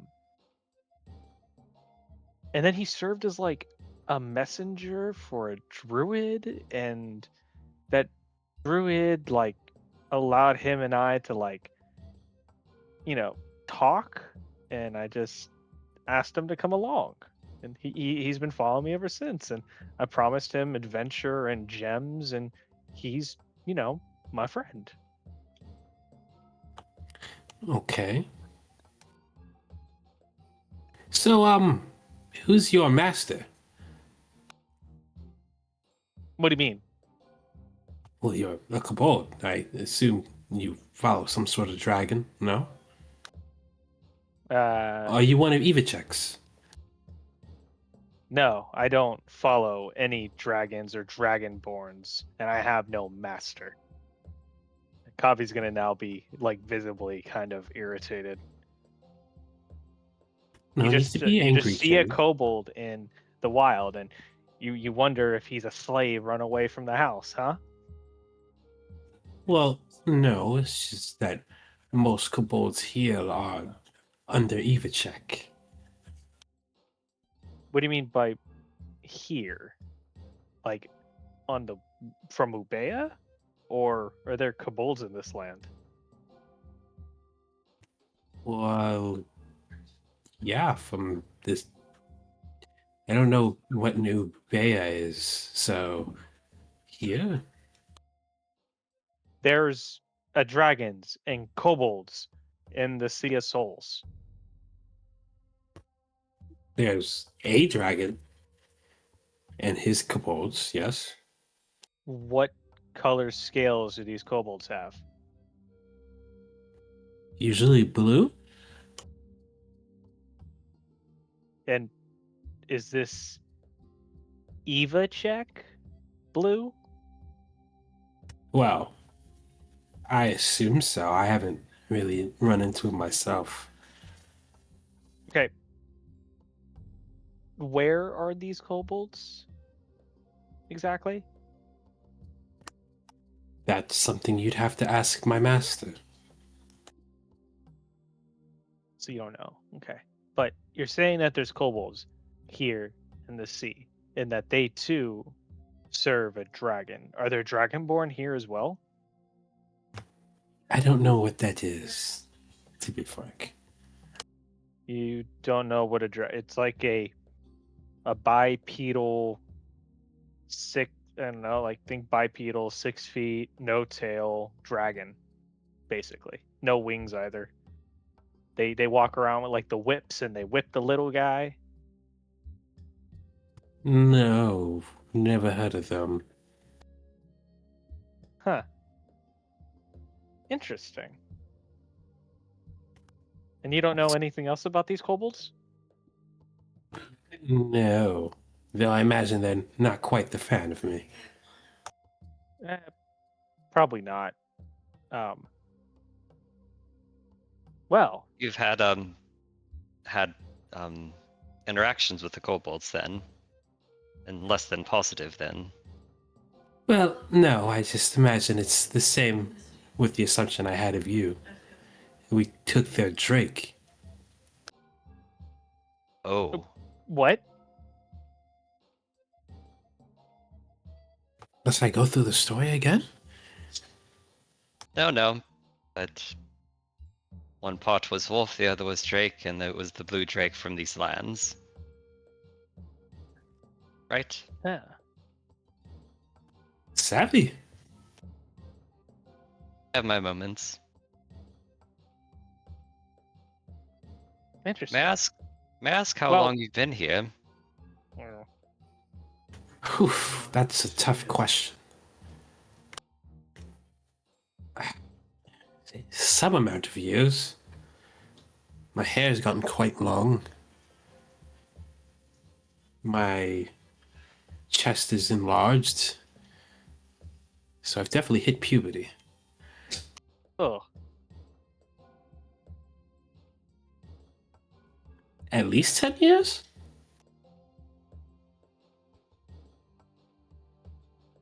So you were here when you were quite young then? Yes. Well, young is hard to gauge with a creature of my form.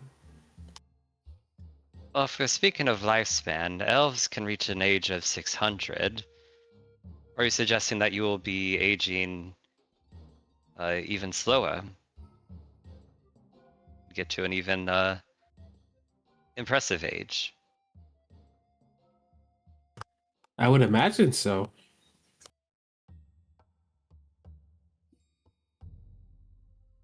Interesting magics your master has researched, constructed, discovered. All of the above.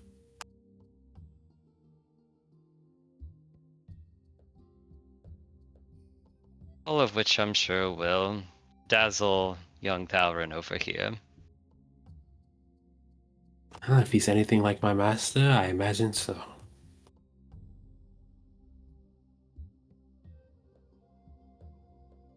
Don't you get lonely down here? Yeah, sometimes. When it gets really bad, I go up top and talk to the spirits. But it'll be my turn to sleep soon, and then, it won't be a problem.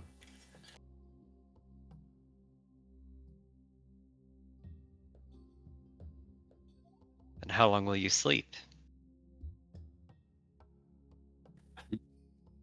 That is a good question. I guess elves do not sleep, but you are certainly not a pure elf, so yes, that is a bit of a riddle, I suppose. I'll sleep till my sister wakes me up.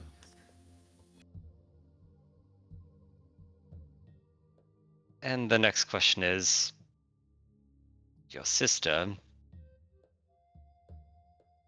Are you also your sister? Is she there with you?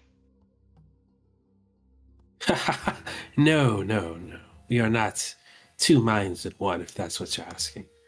She's sleeping in the closed sarcophagus you saw when we first arrived.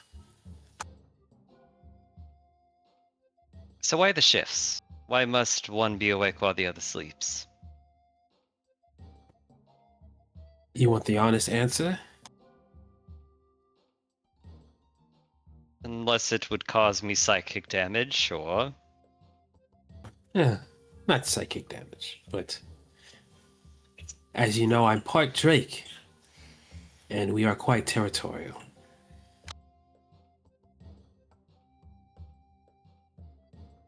So to avoid you ripping each other's throats out, better to keep one awake and the other sleep. I see. At least that's the conclusion my master came to. Do you miss her? My sister? Yes. No, not at all. She is a lot. And I imagine whenever you all return here, you will be the ones who have to greet her, so good luck with that. I dare say she... If I know anything of sister, she might say the same of you. Maybe. But you do seem congenial enough, I must admit. Well, it's been a while since I've had decent company.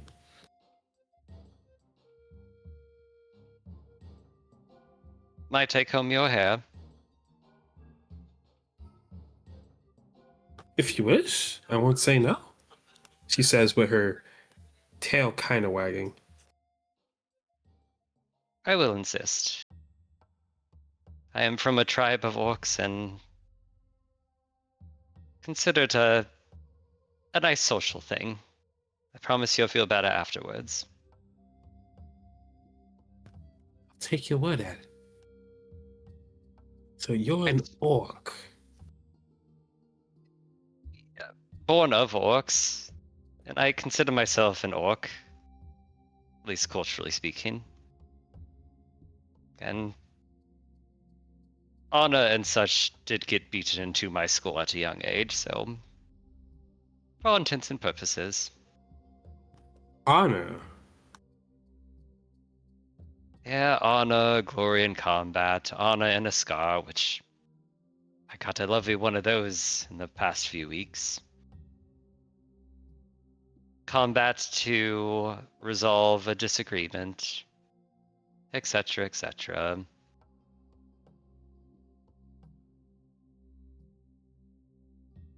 I do miss it sometimes. Well, I'm sure you'll run into more of your kin out here as well. Yes, although I hope they are alive next time. Some are alive, some are dead. It's the beauty of this place. Yeah, such is life. Woe and weal both.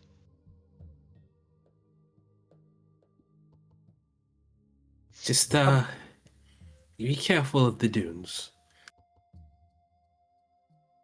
Be careful of the world. It's dangerous out there. I'll come over here. She pats the cushion next to her.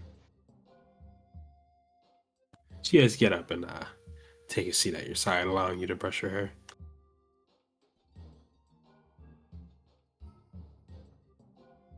What is everyone else doing before we take a long rest? I just had one more question for her.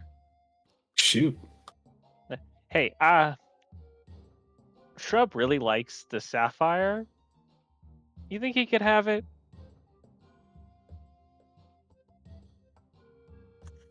She's kind of comfortable having her hair brushed. So she's more relaxed, and she just goes, "Sure, whatever."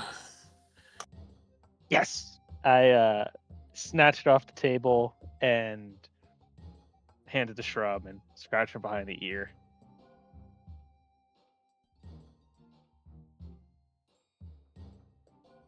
Eric kind of chuckles at the sight. He takes a seat at the table and relaxes a bit. The rest of you, what are you doing before we do the long rest? Or shall we jump to the long rest?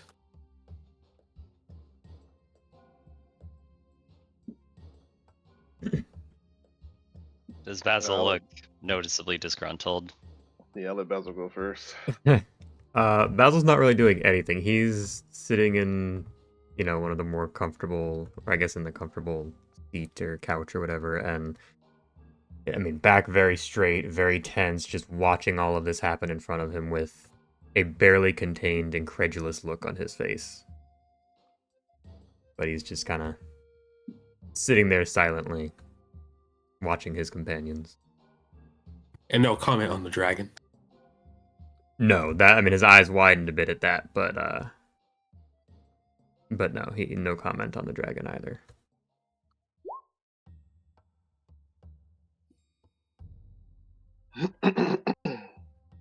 Well, you know what I'm doing.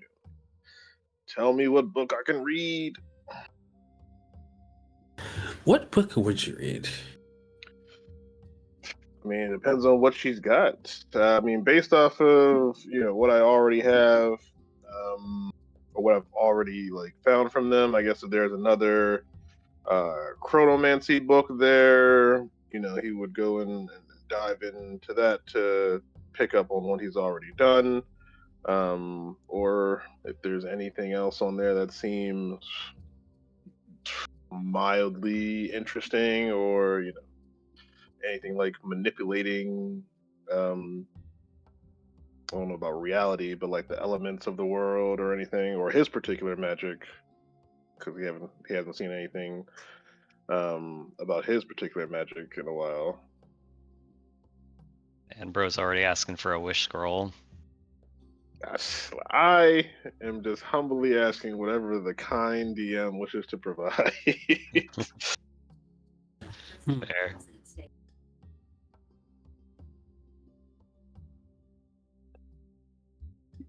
You find a book on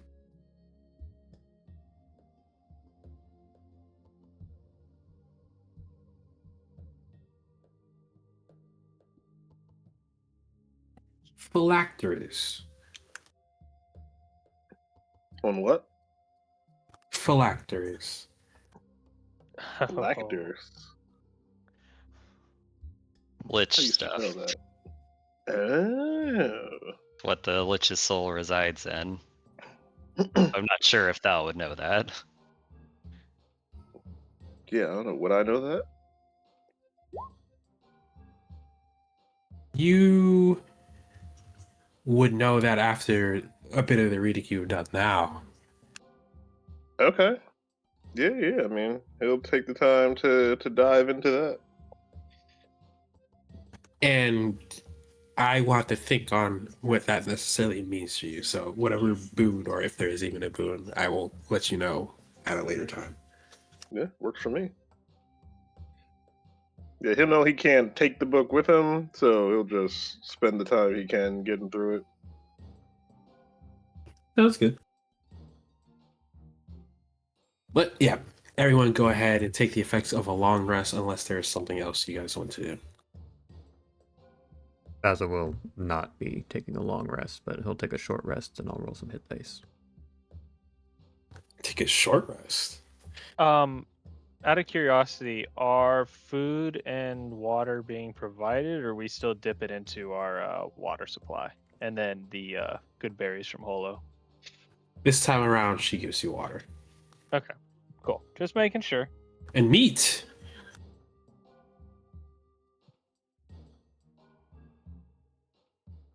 Oh. And Kevin, is there a reason you're doing a short rest? Like there's something you wanted to do? Nope, he is just not comfortable going to sleep down here and, leaving himself vulnerable or exposed like this. Fair enough. All right, everybody just give me like 2 minutes. I'll be right back. 1 second.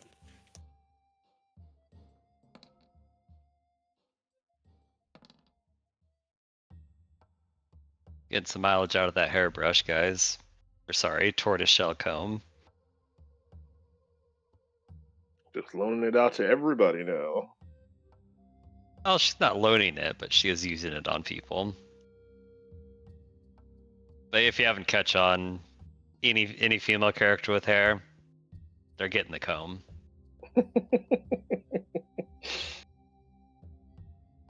Best way to make a friend. I mean, you got Kabi a gem. Yeah. Well, specifically shrub a gem. Fuck shrub. Yo, Okay. Rip, the Fuck. fact that you're giving gems to a fox and you don't know what they're for. It's just... Wow. Is that Ian saying that, or is that Holo saying that? Man, I really like sleepy time tea, guys. Have you ever had it? Wow. Wow. He does it like the fox. Hilarious. From the I just hope we inception- get some interesting lore out of it, because we haven't gotten anything. He's just my companion, my pet. Huh. Like your trash compactor for high-priced gems. Hey, we don't know if he's eating them or not. Maybe he is burying them somewhere. That's even worse. I'll say, how is that better? Yeah, like... Well, that means he won't get a tummy ache. Okay, back. Sorry about that. All I'm They hoping are is you give making them all the fun- gems, and for some reason, like, oh, master, I found you something, and it's like a +3 dagger. Well, they're making fun of my fox, and I'm really upset now. Just saying, there's no equivalent exchange going on.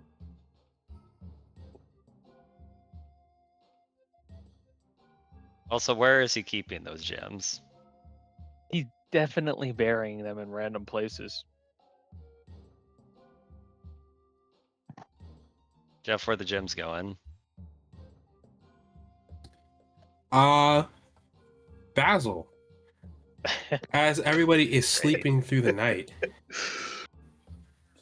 you see Shrub kind of get up and swallow the sapphire. I knew it.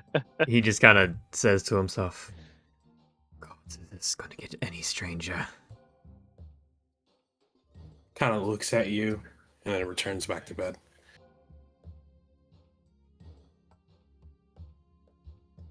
But also, Basil, since you're not really sleeping, Thera kind of gets up and sits in front of you for a moment. She says, "Trouble sleeping?"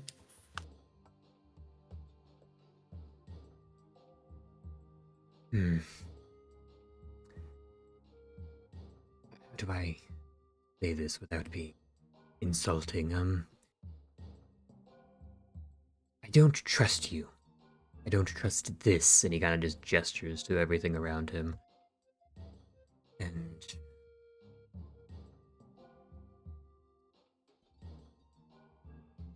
I don't trust whatever is going on here. Oh? Do you think I'm really a beast that's going to eat you in the night? No.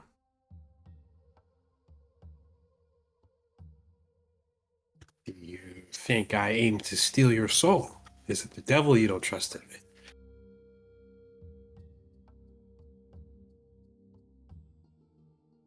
No. Well, aside from the fact that devils are inherently untrustworthy as well, it is not you as a person that I have an issue with. All that you have said and all that you know, and your master. Companions are willing to trust for now, and I will watch over them while we are here. She kind of grins a bit, crosses her arms, and stands up, leaves you alone. Fair enough, she says as she walks off. He breathes a very small sigh of relief, but still very just kind of rigid in his posture and clearly not okay with this.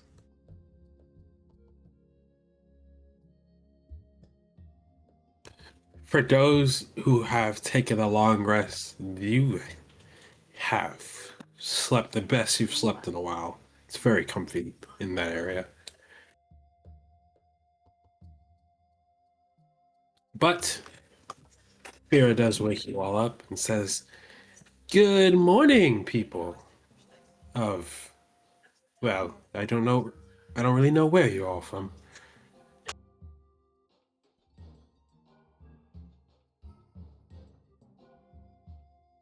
Yes, good morning indeed.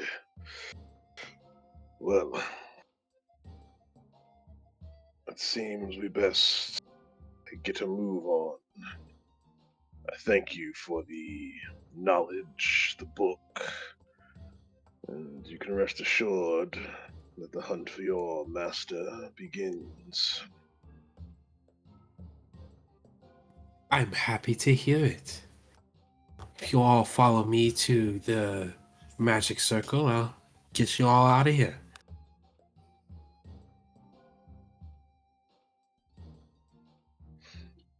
Yeah, now head on over. And when you next return, it will probably be my sister that you all meet. So don't be surprised when she's a little confused at your arrival. And what is her name? Lyra. Might we have some kind of note from you explaining the situation? In case she, well, acts aggressively towards our presence. Or will you write the note for her for when she wakes up? Sure, I can write the note, but if it doesn't come through, just say you are working in Hadar's stead. She's a bit of a sucker for him. Easy enough. Well, hopefully the next time we return, if your master is inclined to do so, he may come with us. We will have no need, but take it into consideration. She starts waving her hands and saying a spell in a language you don't quite understand, and says, "Oh, and please, there's an unwanted guest outside. As you leave, if you could take her with you, I'd appreciate it." She kind of claps her hands and sends you guys away back to where the hole is.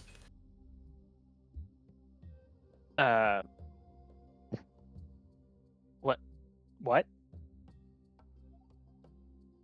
So when we pop up, do I see anything around?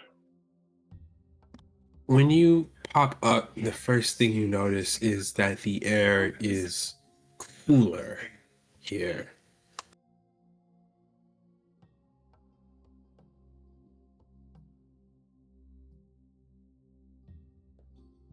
No sign of a person or anything around us? Not in your immediate observation. And our cart is still there?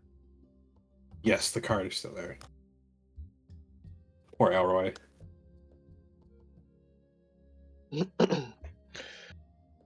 Well, I don't see any visitor out here. Perhaps she was mistaken. No, this chill. Should be warmer already.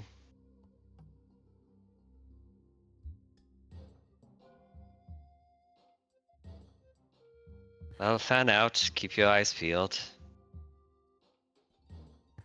As you say that, someone says, "Everything okay?" As you see a woman with an elfish look and deep blue eyes and cold white hair has her bow drawn and pointed at all of you. Immediately draw my hand crossbow and point it at her. Whoa, whoa, whoa. That won't be necessary. I'm sure it won't, she says as she continues to draw the bow more. Thal starts forming some magic in his hand. That would not be very wise for your health.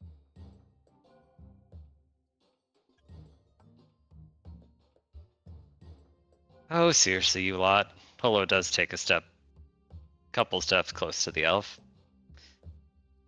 We are wanting to leave and exit.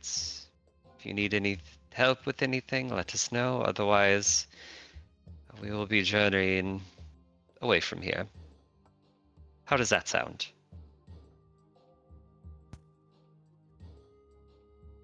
Riveting. I would also like to be away from here, but unfortunately I have a job to do. Might I ask where you all came from? You can ask. We don't necessarily have to tell. What is this job you speak of?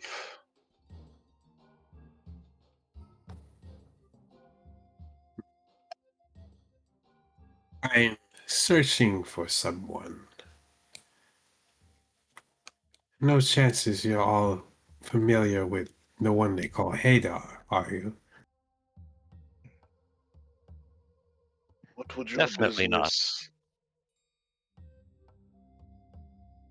Heda, that's a weird sounding name. Is that Give me a from deception the check. south? Or maybe the east? And you can give me a deception check if you want. Ooh, nice. She kind of squints her eyes and lowers her bow a bit. Unfamiliar you are. Well, much encounter with elves. You haven't happened to see one with a more grim expression, have you? Well, I think the last elf we saw came through a portal. Where was that? I don't know. A portal.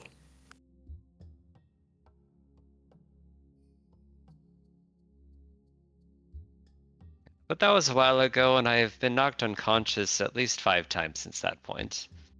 My brain might be a little addled. Same time I got this scar. Would you like to hear about how I got this scar? She kind of groans a bit and then scratches her head. No. This doesn't seem to be the right spot.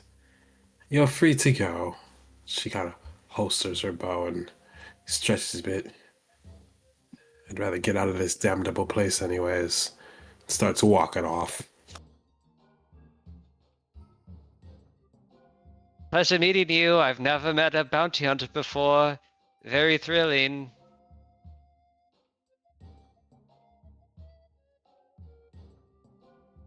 How do we keep meeting people in an abandoned village in the middle of a fucking desert?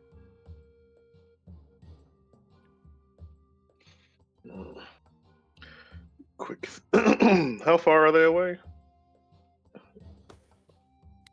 She's Well, let's say like 40-ish feet away now. Hello. Thauron will step up to Holo's side and whisper down, "Quick thinking on your part." You realize for like 5 years of my life, I lied as easily as I breathed. He'll give you a bit of a grin. Indeed. He will turn and just begin to cover over, use some magic to cover over the sigil. Well, before we head out, we did get rid of the undead presence from the church. Did we want to nip in before we leave, or not push our luck on that front?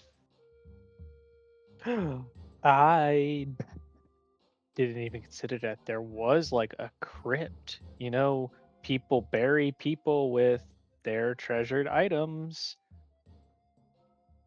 We did see the stairs down, and I would be a little more curious about the tribe.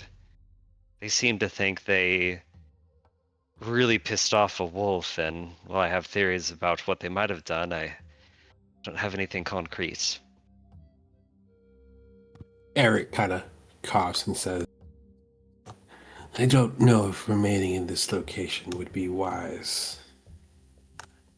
I trust all of your judgment, of course, but if you want my 2 cents.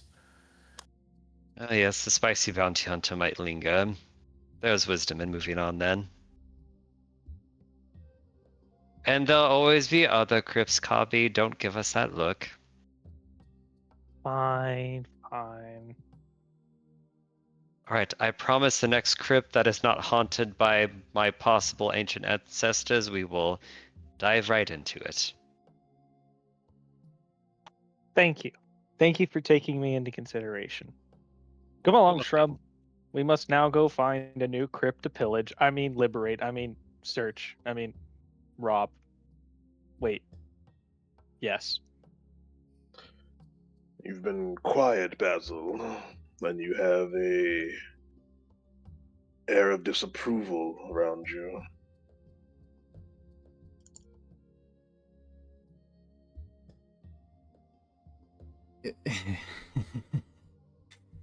Yes, disapproval, that is the word.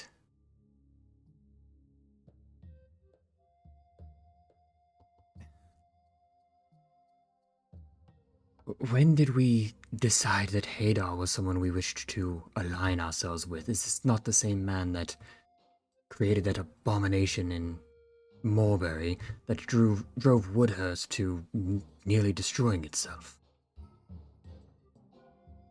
I assumed Thal wanted to kill him. Take his knowledge for himself, yeah? Thauron raises an eyebrow at that. Well, his methods are questionable. I would much prefer if I can gain the knowledge while he is alive. I have no interest in killing him, though I would wish for a conversation. As I said, this is something that I plan to do, and I can do it alone if need be. We can still get you to this location, and hopefully your master is there. And once we are done with our mission with Eric, well, I plan to begin my search if I don't come across anything along the way. You need not help me in this.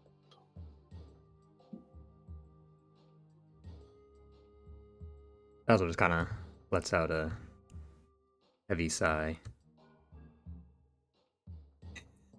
I appreciate your assistance in going forward and finding Master Aethelwolf and everything that we have done up to this point. But Hadar is bad news, and his work is evil, wrong, It should be... It should be stopped, not encouraged, not learned from. Power is not inherently evil. It is those who use it that you may claim such a thing. We don't know his motivations, why things are the way that they are, but I can say that power is neutrality. Whatever knowledge he possesses, it is not inherently evil. I have no need to raise armies or reshape other creatures to be better forms. But his knowledge can lead me, and I believe he is someone who can show me how to break the barrier and unlock deeper knowledge. You are grasping at nothing. We have no evidence or proof that he can do anything of the sort. Everything we have seen is... Did she not just say that she was a child when he did this to her? She did say that. Kind of messed up, personally. Yes, indeed. But it didn't seem as though she was under any particular control. From my conversation, it seemed as if she welcomed this transformation. If she walked into his den and decided to willingly offer herself, that is her choice to make. As for Child, me, Thalrin. A child. children are taken for far less, Basil. And that is what you wish to do yourself. That is something you wish to condone. That is something I wish to end. Then going to I him have and learning his abilities is the complete opposite of what you are saying. I care not for whatever plans he has. I could care less if he decided to wipe out half of the planet. I have my mission. I have my goal. And I have my end. And for the first time since I left my home, I have a goal. This Hadar has the knowledge I need. His books, his knowledge of both the ancient world that came before and of magic as a whole is already proven. What isn't proven is if he's willing to help me or not. Do I agree with his methods? No. Do I frankly care? No. I am not some hero of old. What happens to the world is the world's problems. I am here with you all. If you all wish it, I will help you in your endeavors. That is the extent of my care.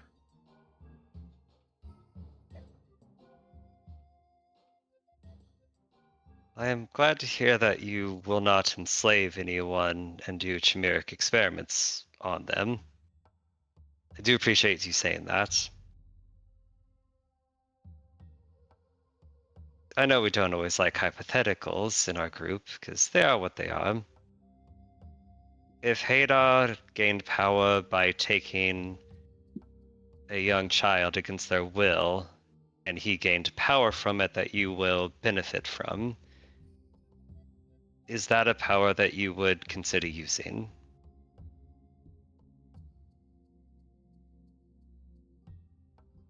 And I know you're intelligent enough to see the point I'm making. And you don't need to answer me now,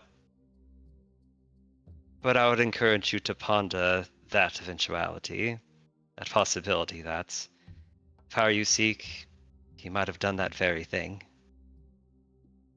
And you must ask yourself if that matters or not. And for your goals, it might not. But I want you to understand what that might mean. Okay? And for what it's worth, I think a pair of wyvern wings would look very good on you. Fetching, even. I Raise agree. an eyebrow at that. I have no interest in gaining wings, but I feel as though I can make myself fly one day. As I said, I plan to do this with my own power. Otherwise, it doesn't mean much of anything. I will think on what you have said, and I will take your counsel into consideration, Basil. I do not wish to argue the point. You all have your valid reasons, but as I have said many times before, I have not hidden what I wish to do. I have not hidden the lengths that I wish to go to achieve this. I don't know the answer to your question, Holo. I can't honestly say that I would care, but I also can't honestly say that I would not. I will consider.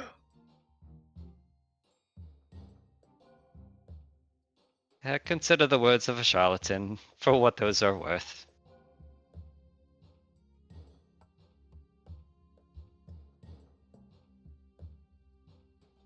I think, best get out before it gets too hot.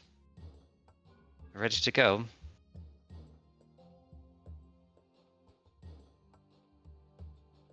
Basil's just shaking his head. Clearly, jaw just clenched, holding his tongue. May speak freely, Basil. Nothing you say can harm me.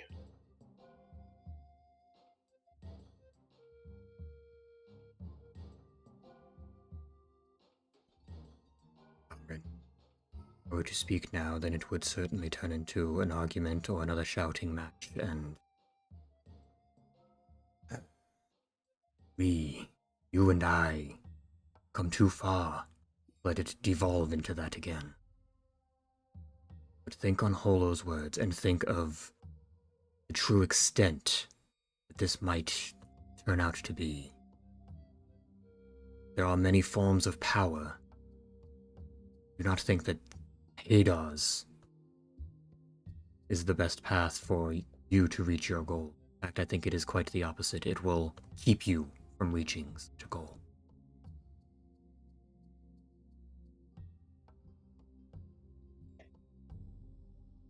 Well, that is indeed the case.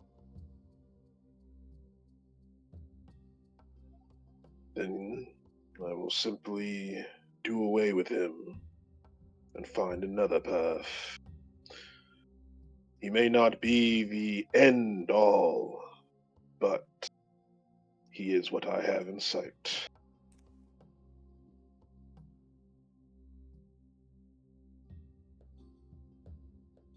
But I will take I all have, you have said into consideration.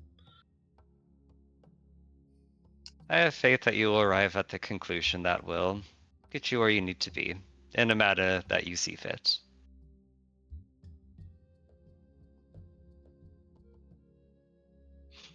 Yeah, he'll nod and I'll go get the cart ready and walk on over to the horse.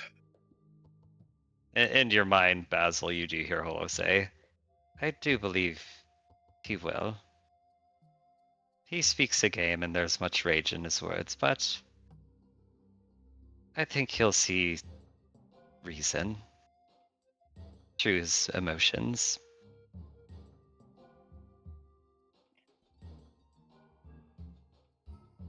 Truly hope.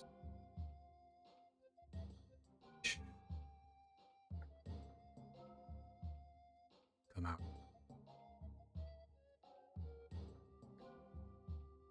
I think it'll be fine. We'll believe in hope, not hate. Oh, I almost boffed saying that. Ooh.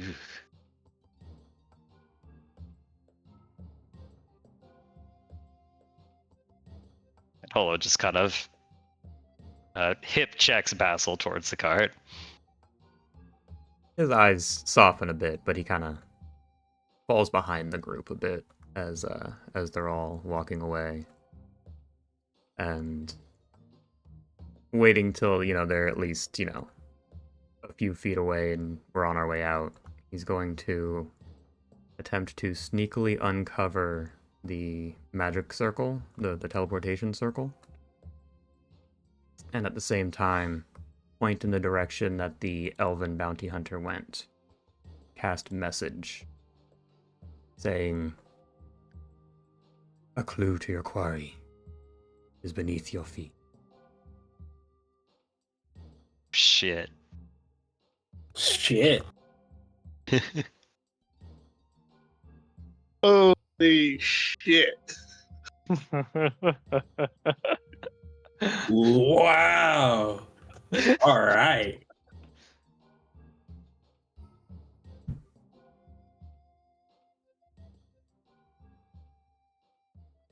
But he's not gonna like. Mr. DM's got to think real hard about that.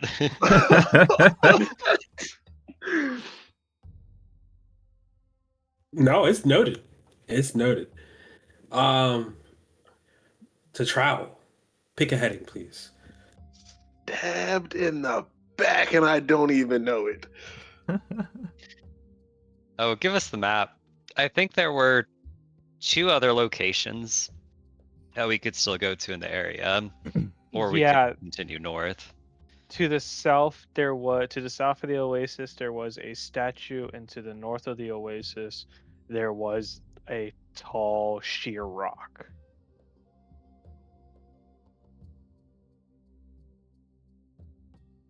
Sal saw the statue and I saw the rock. And I would think if the rock is to the west, I think our group It's could argue we'll go west because afterwards we can go straight north and be on our way. If we have to go southeast and backwards to the statue, it feels less likely that we would want to. so if I remember the heading correctly, from where the village is at, the rock should be northwest of the village because the village was east of the oasis and the rock Okay, was so northwest north. would be even better.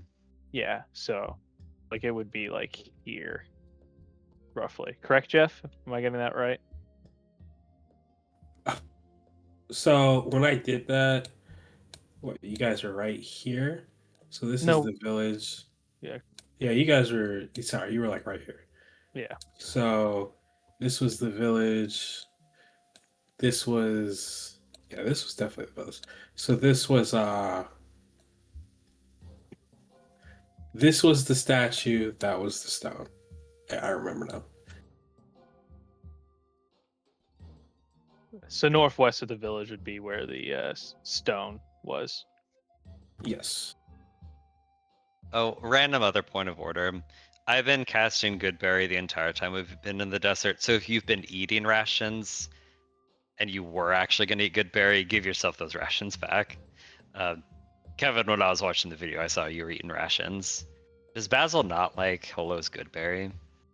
No, I forgot we were doing that, and I was just keeping track of my food. So yeah, feel free to add some of those back. But I do have Goodberry prepared, and I actually have Create and Destroy Water prepared today, so we'll top off our water supply this evening. Assuming I don't lose all my spell slots fighting stuff. What was the math? It was, I think, as a party. It was 11 per day, and we have 48 total water containers. Okay, cool. I got us at 10, so I will update that to 11 a day. I will confirm. Yeah, it is 11 a day. Yep. Sorry, I interrupted. Statue northwest? Not statue. Stone smooth pillar? Would we all be in agreement to head that direction, or do we want to just go straight north into New Frontier? I'm cool to go to the statue. Not You statue, mean fuck. The the rock. rock? I did the same thing. Yeah, I think Thal would want to like keep moving towards their actual destination. Doesn't really see the need for a rock uh, stop, but if everybody else agrees, he'll go along with it. Yeah, Basil's in a similar boat. He kind of wants to get moving, but if he's outvoted, obviously he'll just tag along and see what's up. Like Holo would Eric is see the delay, and she would vote north then. There you go. Straight north. Due north? And taking a slower pace would be my vote still. Yeah, slow and careful. Bit of scouting and such, yeah.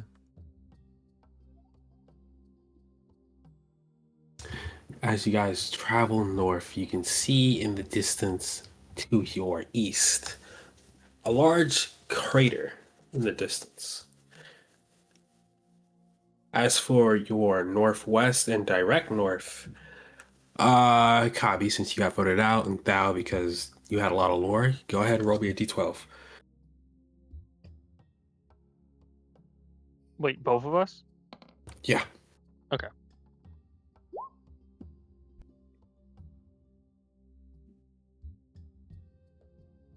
Six and 3.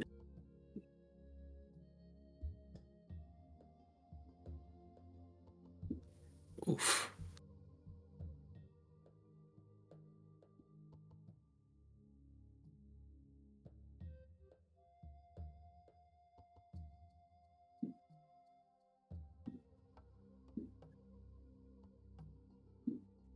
And which one of you guys wanted north? Which one is west?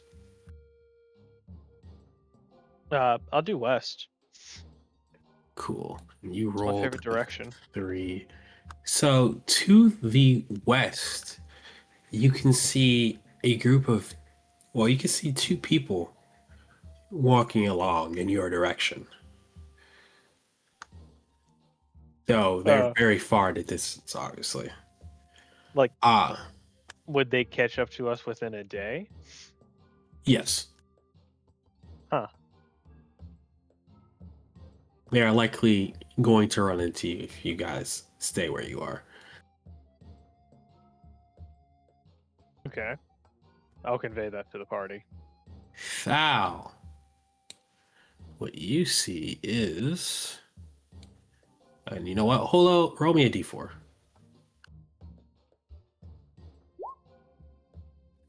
Oh.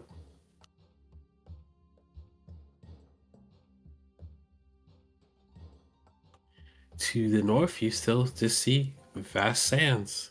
I should have had Basil roll that, but whatever. Oh, give me a survival check. All right, noted. So you guys have those 3 things to you. Northeast is a giant crater. North is the vast sands of the desert, and northwest is you see a group of people walking towards you, or 2 people walking towards you.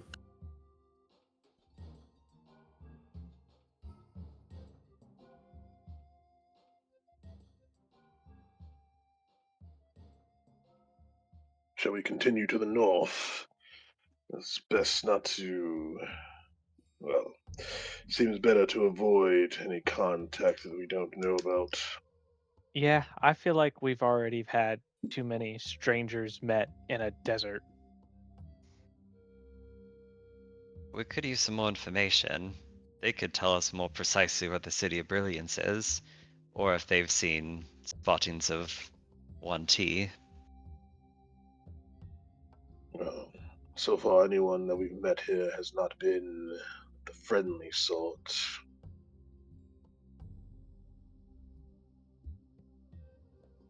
I thought our Elvis Wyvern person was nice enough.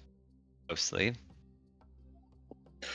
If we had proved a danger to her or to her master, I have no doubt she would have attempted to kill us. Cheery thought.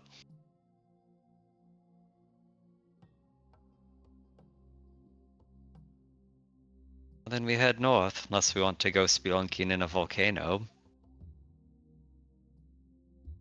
Or whatever that big hole is.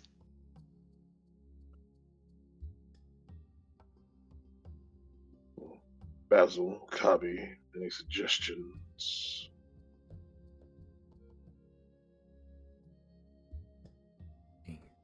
I agree with Bobby's original statement.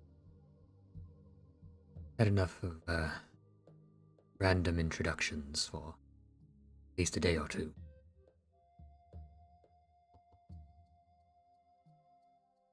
Yeah, I stand by what I said. Maybe we go to the crater. Maybe a meteor fell, but it was a monster that was like rock and scorpion, and like it had a lightning attack. Maybe wouldn't that be cool? We would undoubtedly have to fight it.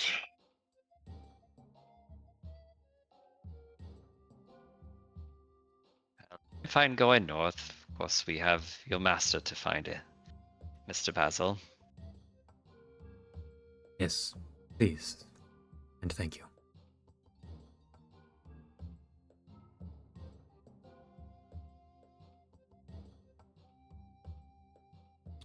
North it is. So you guys travel.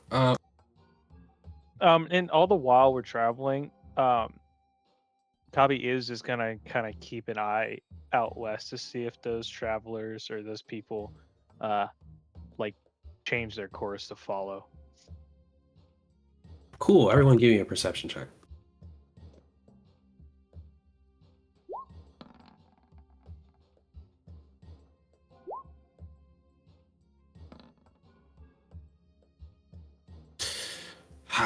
Beautiful.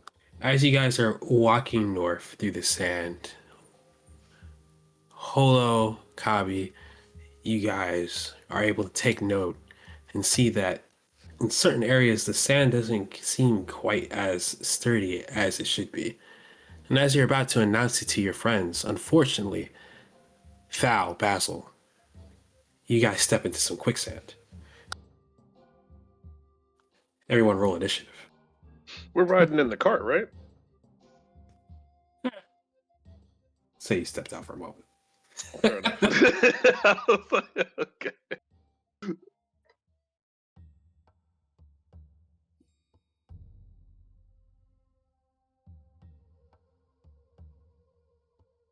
I guess pull your tokens out to the turn order if you want. Oh.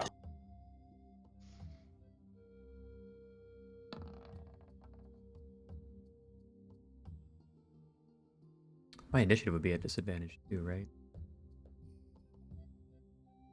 Yeah. Yes.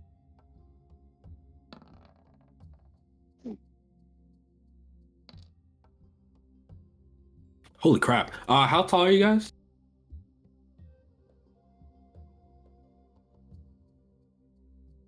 Eight feet.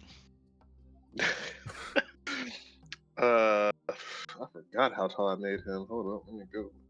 While you think of that, I'm gonna go grab something real quick. But I just type into the chat. Is he about to go get a yardstick? No, probably a beer.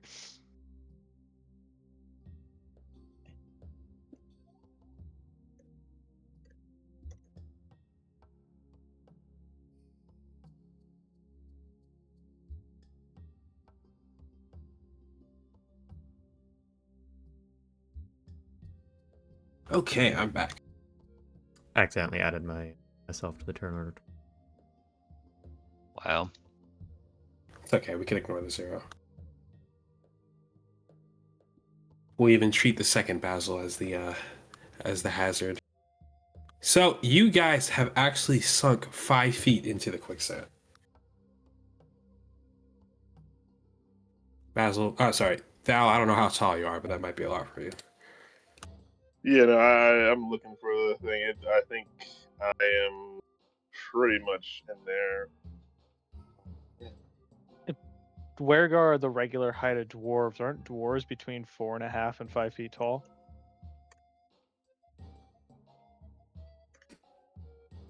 Yeah, pretty sure they're generally on feet at the very least.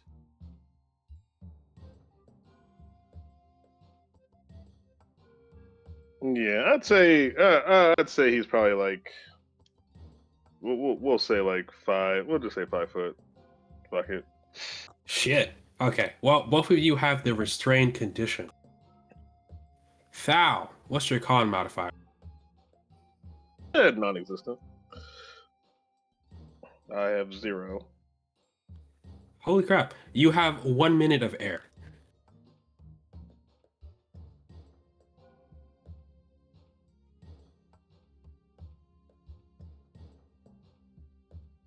Basil, what's your con modifier?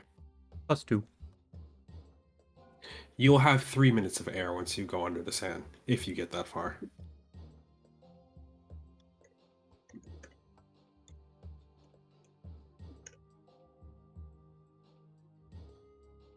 And I just need to confirm.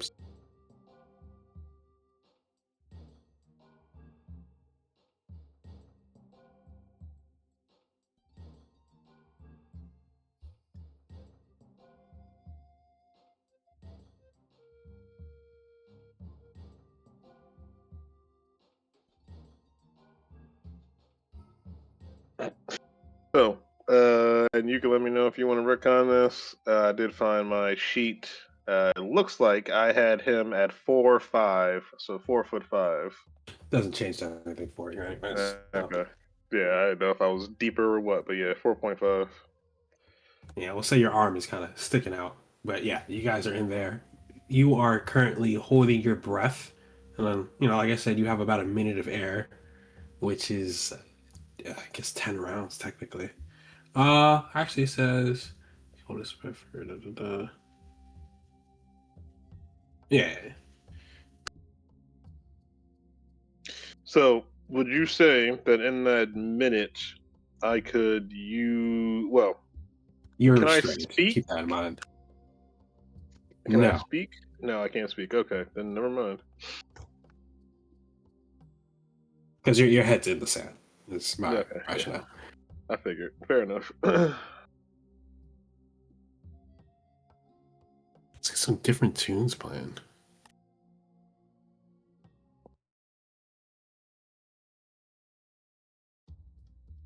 Holo, you have just witnessed 2 of your friends sink into some quicksand. What shall you do? What shall I do indeed?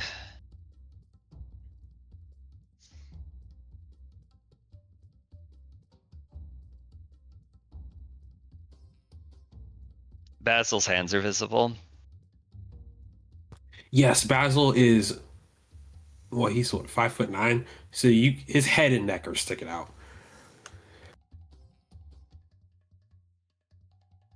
And then we can't see Thal anymore. No, Thal's underneath. Yeah, not even a hand. Maybe like the tip of his fingers. Okay. I do have the sun spear on my back. I don't know how tall that is. Maybe you can see the tip of the blade. We're doing a lasso situation. I think my initial thought is Holo is going to grab some rope and make a lasso, and then that'll be enough to allow Kabi to actually use the lasso on his turn.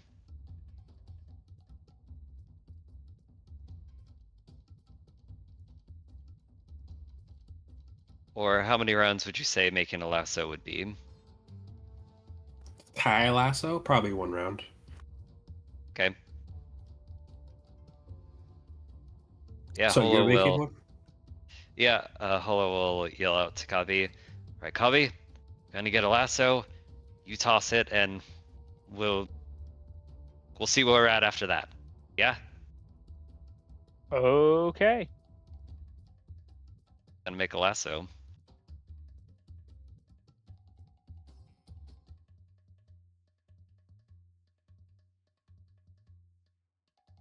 Okay.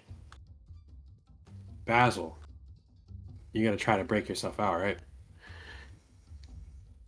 Give me a strength save beat a 15.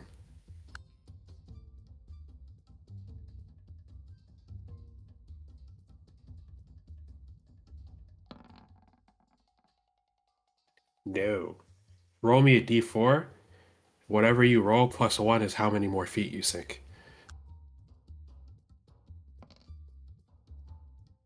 Yeah, so you sunk down 4 more feet. You are now holding your. You can now hold your breath up to your con modifier for that many minutes.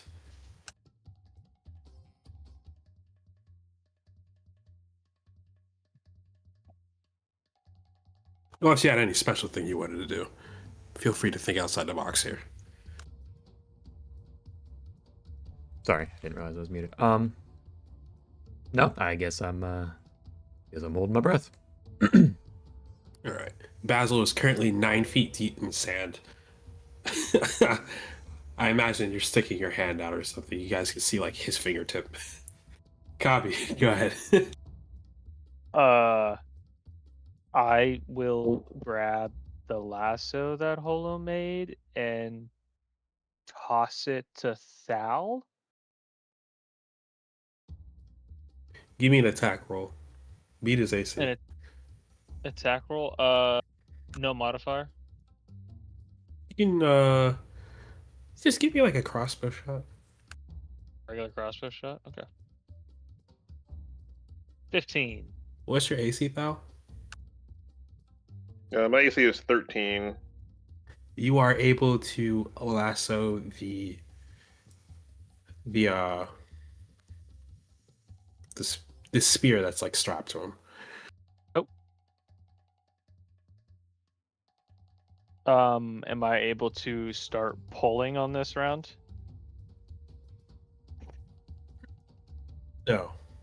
No. Okay. Holo. I got Thal, but Basil sunk some more.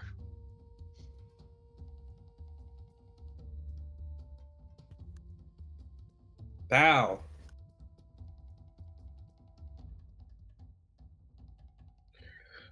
So, okay. With the whole Constitution. Oh, I lied. I have a Constitution of 2. I was looking at dexterity and strength. My apologies. Okay, so you have 3 minutes of air. Cool. So I I'm think I currently misspoke restrained. for you, Basil. You said your con was what? Mine's +2. So yeah, you have 3 minutes of air as well. Okay. So currently still restrained. Currently can't speak or anything, right? Mm-hmm. So restrained just means my movement is halved. Or my movement is 0. Do I have anything that's not verbal? Every single spell is verbal. Yeah. Well, so I have Mage Hand. Could I? Well,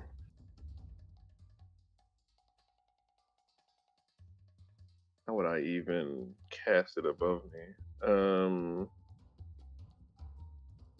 I guess could I cast Mage Hand in a way where it would almost like appear in front of my face and start moving sand away from it to like give me access to speak for a moment?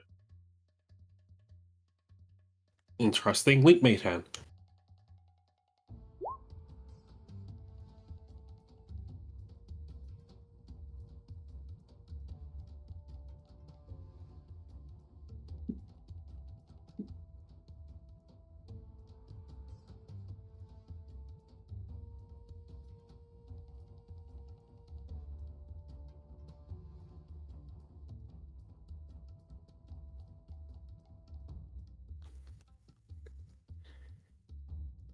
Sure. Okay. So yeah, I'll do that as an action. and if I have the ability to speak, you won't see it, but he'll say an arcane word, and everything will start to reality will start to shift around him. It's almost as if he gets sucked into a little black hole, and then he will appear. Well, let me actually make sure. Is it see? Briefly surrounded. 30 feet tall. Oh, that I can see. Shit. Never mind. I was gonna do Misty Step, but I can't see anything. Well, I have a space to breathe, and that's it for me. Cool. Roll a d4.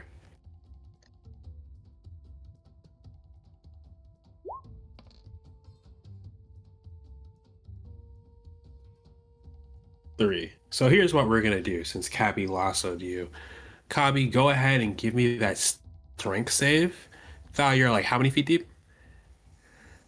I was 5 before, plus Ignoring this new roll. Yeah. It's just 5 feet. yeah, I was Beat 5 a feet before. Cabby, give me a beat a 15, and you can prevent Thal from sinking this time. Okay. No. Sorry, Thal, you sink 4 more feet. That's the tip of the spear underneath the sand. Yeah, you are submerged. Hold up. Does it look like we're still connected to Thal? The rope is still on the lasso. Alright. Holo's gonna tie it to the wagon and yell at Elroy to spook him.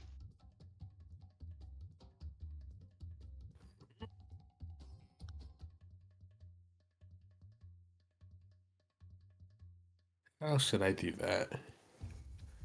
Hmm.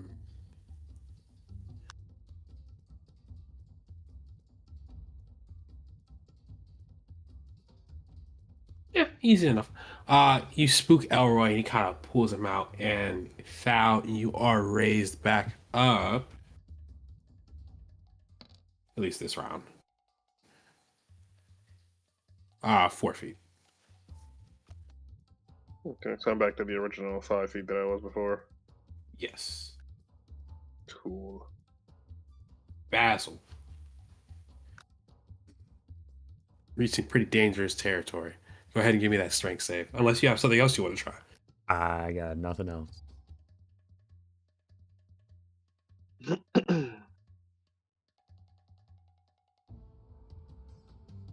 Oof. Give me a d4.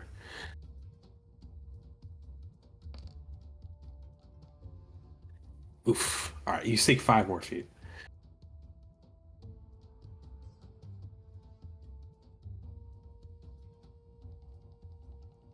Hobby. What are you gonna do here? I still have Thal lassoed, right? Yeah, but Holo took the rope from you and tied it to Elroy. Oh, okay. So that leaves Basil. He's sinking Basil. Yeah, who's now what? Probably 14 feet under. Yep. That's uh uh There's still things you can do here. I know, I'm thinking.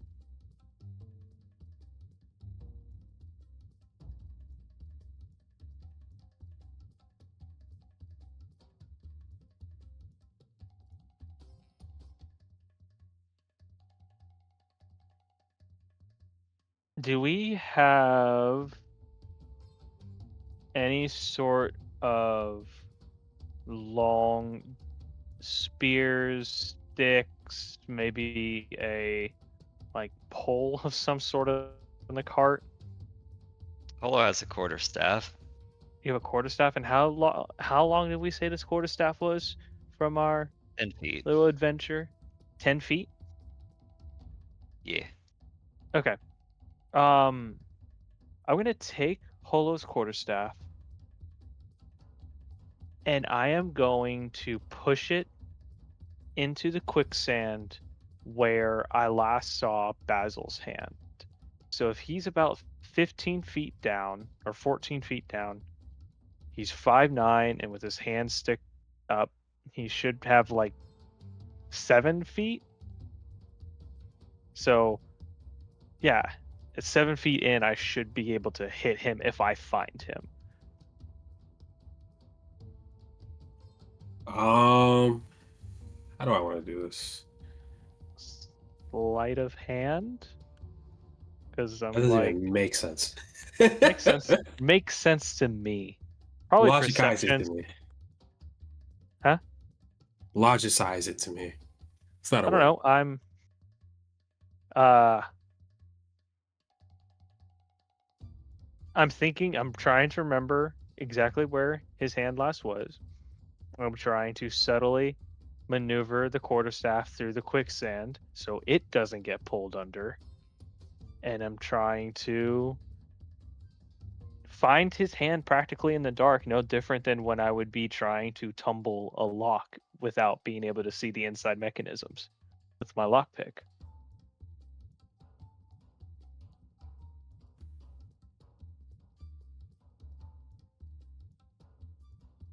Hmm. How deep are you, Basil? 19? 14. 14. All right. You can give me a sleight of hand check, beat a 14. Oh,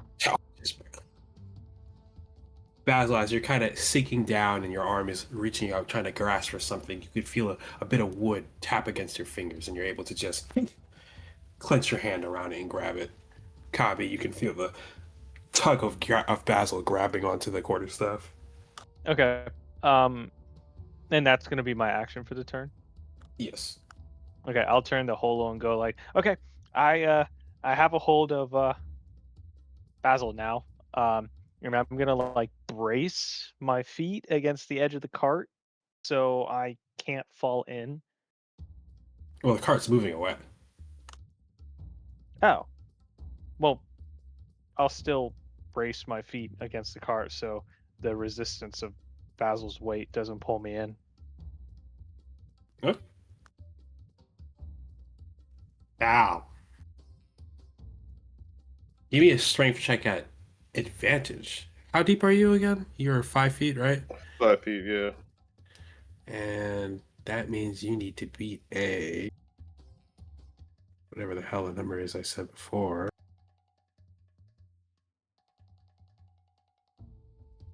Beat a 10.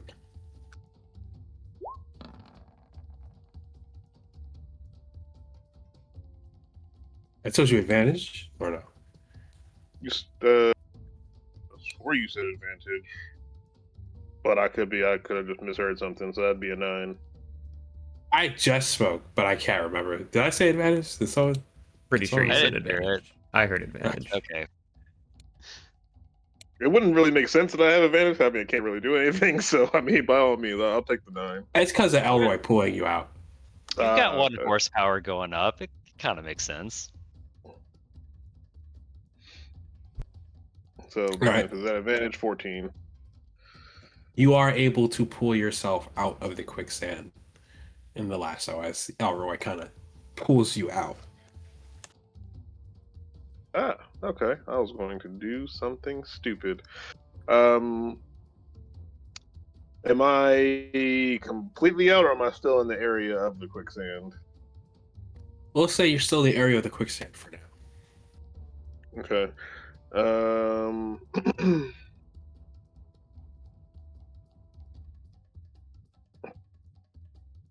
Yes, I can't see. I can't see Basil, right? No, but you can see Kabi sticking a stick into the quicksand. Okay. All right. So he's gonna do 2 things. He's coughing up sand from his mouth. He's gonna look over and see what Kabi's doing. He is going to use his action to adjust density on Kabi, so he has advantage on strength saves. Whoa, whoa, whoa, whoa. Bold enough to assume you have an action. You don't have that. Oh, I don't have. Oh, my bad. Okay. Do I have a bonus action, or is that all? You do have a bonus action. I do have a bonus action. Okay.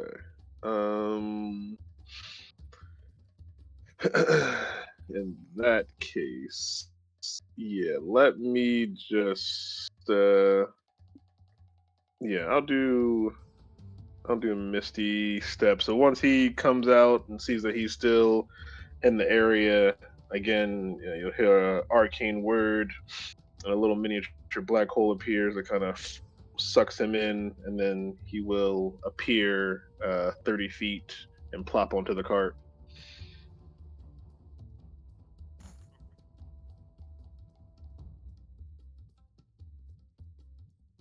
Abby, Yep. give me a strength save.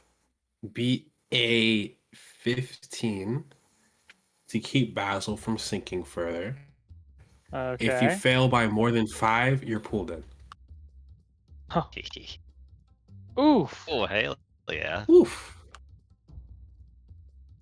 Basil, you can go ahead and give me a strength save. Just like before. My turn's on What'd I say? 13. I'm sorry? I rolled a 13 on my turn order, or my initiative. It's Holo's. Oh, right. Sorry. Holo, here you go. Okay, so I'm assuming Kabi yelled out. Basil is holding the pole, quarterstaff, more specifically. Kabi's next to the cart. I'm in the cart. Not anymore. I was pulled off the cart. Well, I am you can't put the staff in and be in the cart to get battles. I thought you were using it. You, kind you of mentioned like, like bracing yourself, but I couldn't even picture how Yeah, you would actually brace you- yourself, though. No, my whole plan worked off the fact that I've been in the cart the entire time. That's a long way for Ah. a quarterstaff to reach while it's moving away. Doesn't make any sense. Yeah, I thought you Oh. were like leaning against the cart while the staff is in the sand. That's the assumption I made. Then Well, What- so I'll assume he's next to the quicksand. I want to undo the lasso around Thal's spear, and I want to lasso Kabi and then have Elroy pull Kabi, who is holding Basil, who can hopefully hold on to that pole to get out of the quicksand. Does that make sense? Sure. Yeah, fuck it. Why not? Or if he's too far, I'm going to morph into a giant bear and start pulling on Kabi. That's more likely. All right, I call upon the power of Bigly. So I am chomped down on Kabi's belt and I am pulling. Oh, there you go, Cabby. You're anchored to Bear Holo. okay. Polo. I already had you do the save early, so we'll just go straight into Basil giving me a strength save at advantage. Beat a 15? Is that what I said? Beat a 10. Yeah. Beat a No, 10. you said, It you was- said 10. Yeah. Well, because you got 2 people tugging you up, so.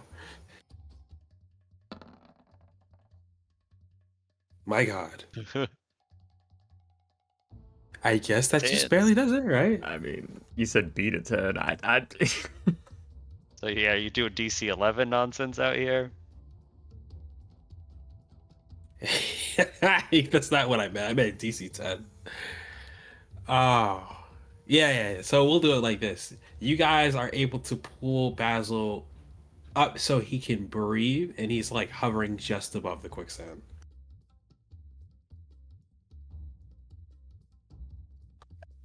Copy.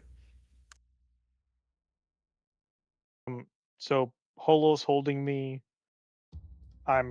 Basil's holding onto the quarterstaff that I'm holding, and I'm on the ground, or am I now kind of suspended in the air in Holo's mouth? Because I assume she's like grabbed my pack. She's grabbed your belts. That's what she Oh. said, right? So you're like a little bit away from that patch of quicksand and being pulled back. Okay. Then I guess I'll pull on the quarterstaff to try to pull Basil more out of the quicksand. All right, beat that 10 to see if you can hold on to your grip of the quarterstaff. Yeah, we're calling it really close here, guys. Yeah, you're able to do it. So you guys, in a succession of chain, are able to somehow pull Basil out of the quicksand and onto solid ground.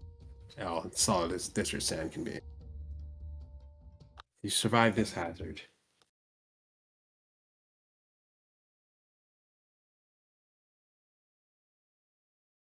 Eric kind of walks up to all of you and says, "Well,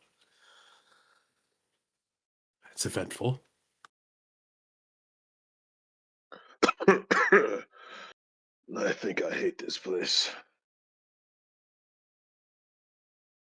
Yes, I was done for there for a moment.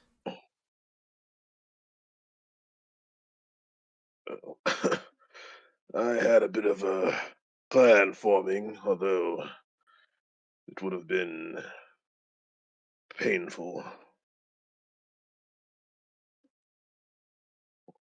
Thank you, Polo and Copy. Yes. Thank you. Oh, looks a little sheepish. How would a bear look sheepish?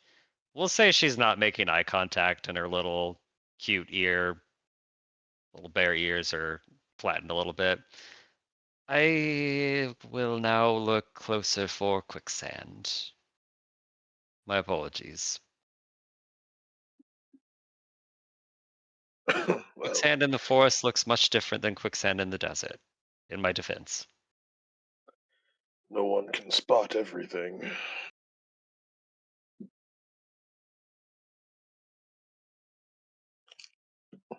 I guess let us see this as a humbling experience. We are strong, but nature is ever stronger. Yes. Think I'll stay in the cart for the time being.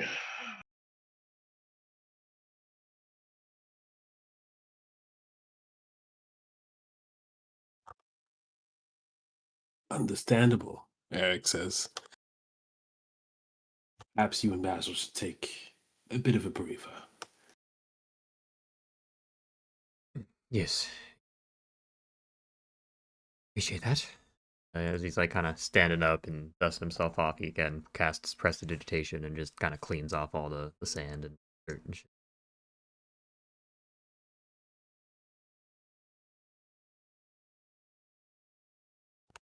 Don Eckes kind of crawls up from your neckline and wraps around your neck and goes to you and says, "A close call." Yes, you're telling me. The crater. Head there. Convince them. What? Why? You said north. We have gotten off enough. The crater. Do it.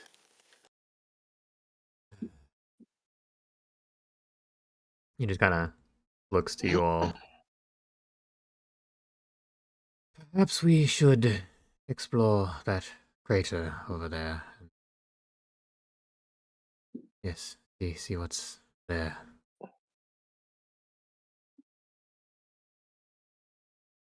Theron will, still coughing up some sand, look over.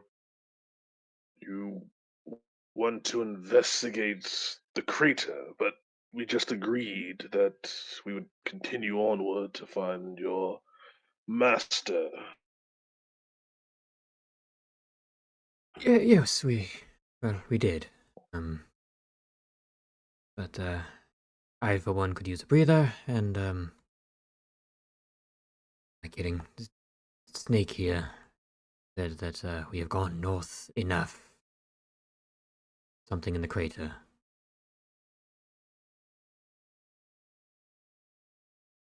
Holo, and still in bear form, will go up to the snake and nudge it with her bare nose.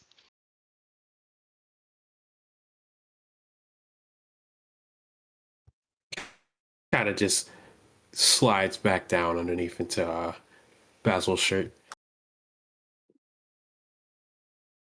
So Darnecus the Sneckus thinks we should go in the crater then. Well, if he's gonna betray us, it's gonna be now, so let's confirm whose side he's on here.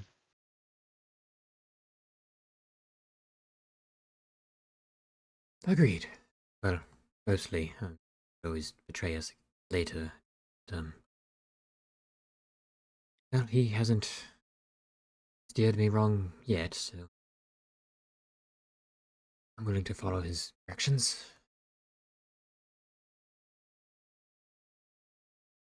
Sure. Well, I mean, we were heading north quickly in order to follow on the trail, so yes. Now that we're here, let's check out this meteor. I've never seen a crater quite that large before. Night starts to fall as you guys make your way towards the edge of the crater.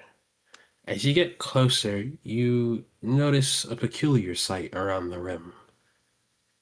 There are stone pillars, but as you arrive closer, they're not quite pillars. They're trees, petrified, made of stone. Holo, as you reach closer to this area, your head starts to hurt and you feel an uneasiness as your mind remembers the lake, that damnable lake. You feel shakes start to take over you.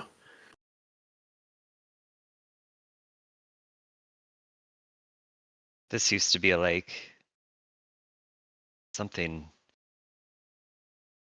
terrible must have sucked it up, which, like the desert. Or who knows? It appears my innate telepathy is working against me, my friends. She winces a bit. This place is cursed. We must be careful.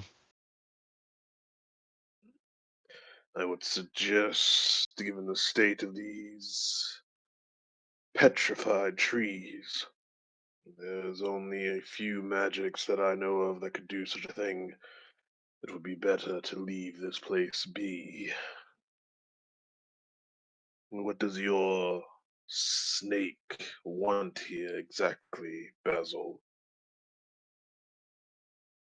Marvelous question. Let me ask him. Kind of like, shakes his shoulder a little bit to get Donecus's attention.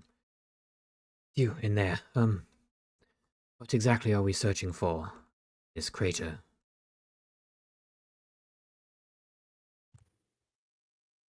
Look closely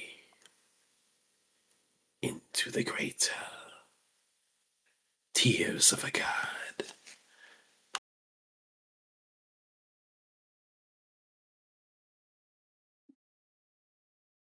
Something about looking closely in tears of a god.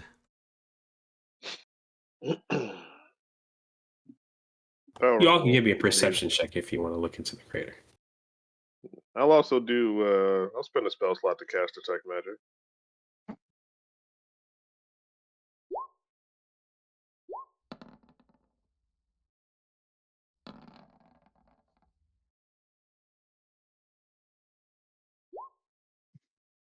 Jesus.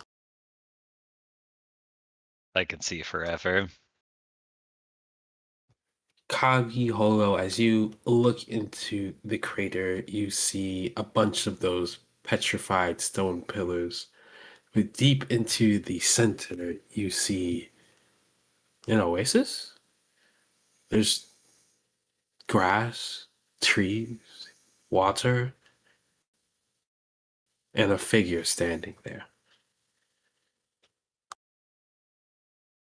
What do you mean by petrified stone pillars? Are they people or are they just The stone trees. pillars? I meant to say petrified Oh, stone trees. My fault. okay. Until they're not petrified, and you see a regular bit of Yeah. trees and water. And Thal, with your detect magic, all you see is that figure standing there. He's radiating magic. Yes. How big is this crater? It's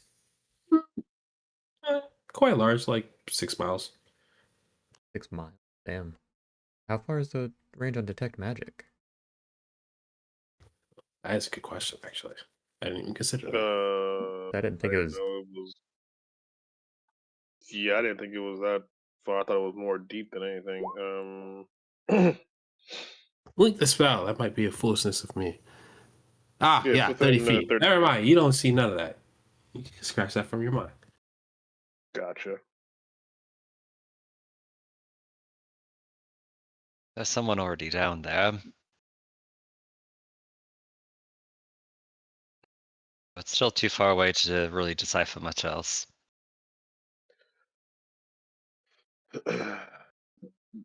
Does it look like there? If we went down there, does it look like it's the easy way to get back up, or does it look like it would be a difficult way either way?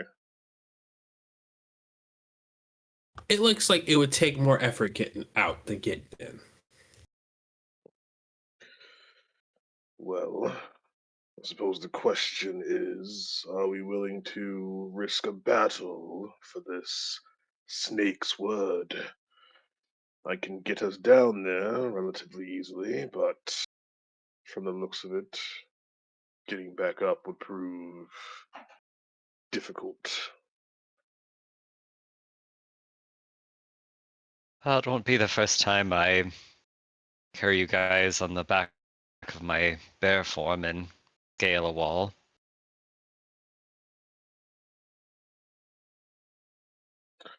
So we are committed to this. I certainly am. He hasn't steered me wrong yet, and apparently I need objects of power. Assist in freeing Master Aether.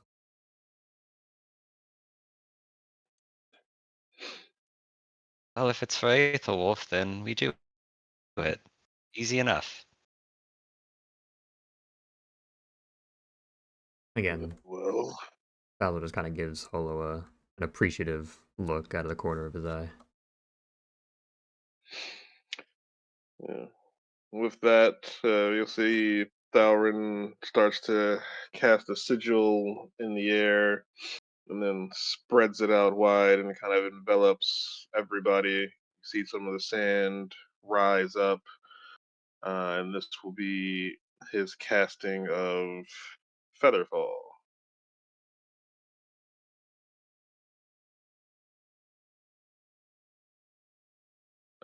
So now is this Nice.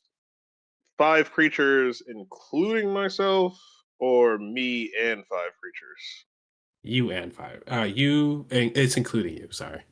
It's including me. Okay, all right. So yeah, I'll do Eric as well because there's no point in leaving him up here. um, and yeah, uh, the spell I just cast will only last for a few moments, but it will negate any. Well, perhaps it's best if I just show you.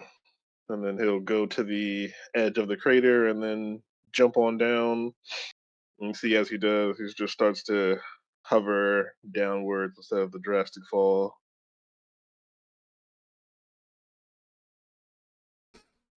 Well, a minute, you should have warned us. Paul looks at Basil. I'll race you. Kind of chuckles, and before saying anything else, just immediately jumps off the edge. Holo grins and chases after him. Kabi just rolls his eyes and just goes, ugh, great. And then leaps off after them. Eric walks off the edge, and you guys see he kind of plummets down to the ground. But lands fine. What? He's the one that's playing that later. Immune to magic.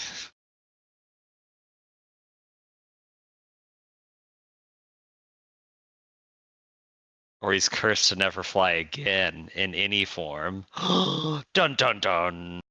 Sorry. Dun, dun, dun, dun. It's not flying, it's That's falling with style. There you go. Eric Buzz Lightyear. Perfect.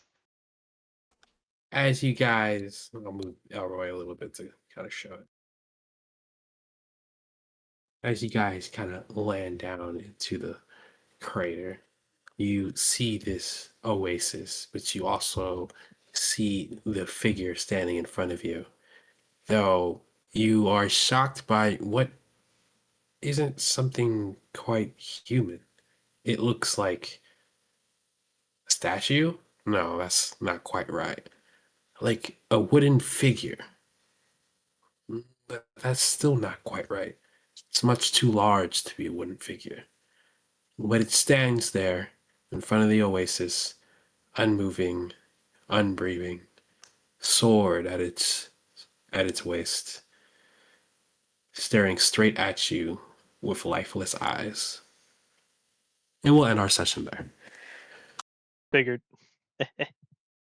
Ah, this man loves the cliffhangers. Hey, we went a little longer than we usually do, so I pushed it to that. Understandable. Understandable.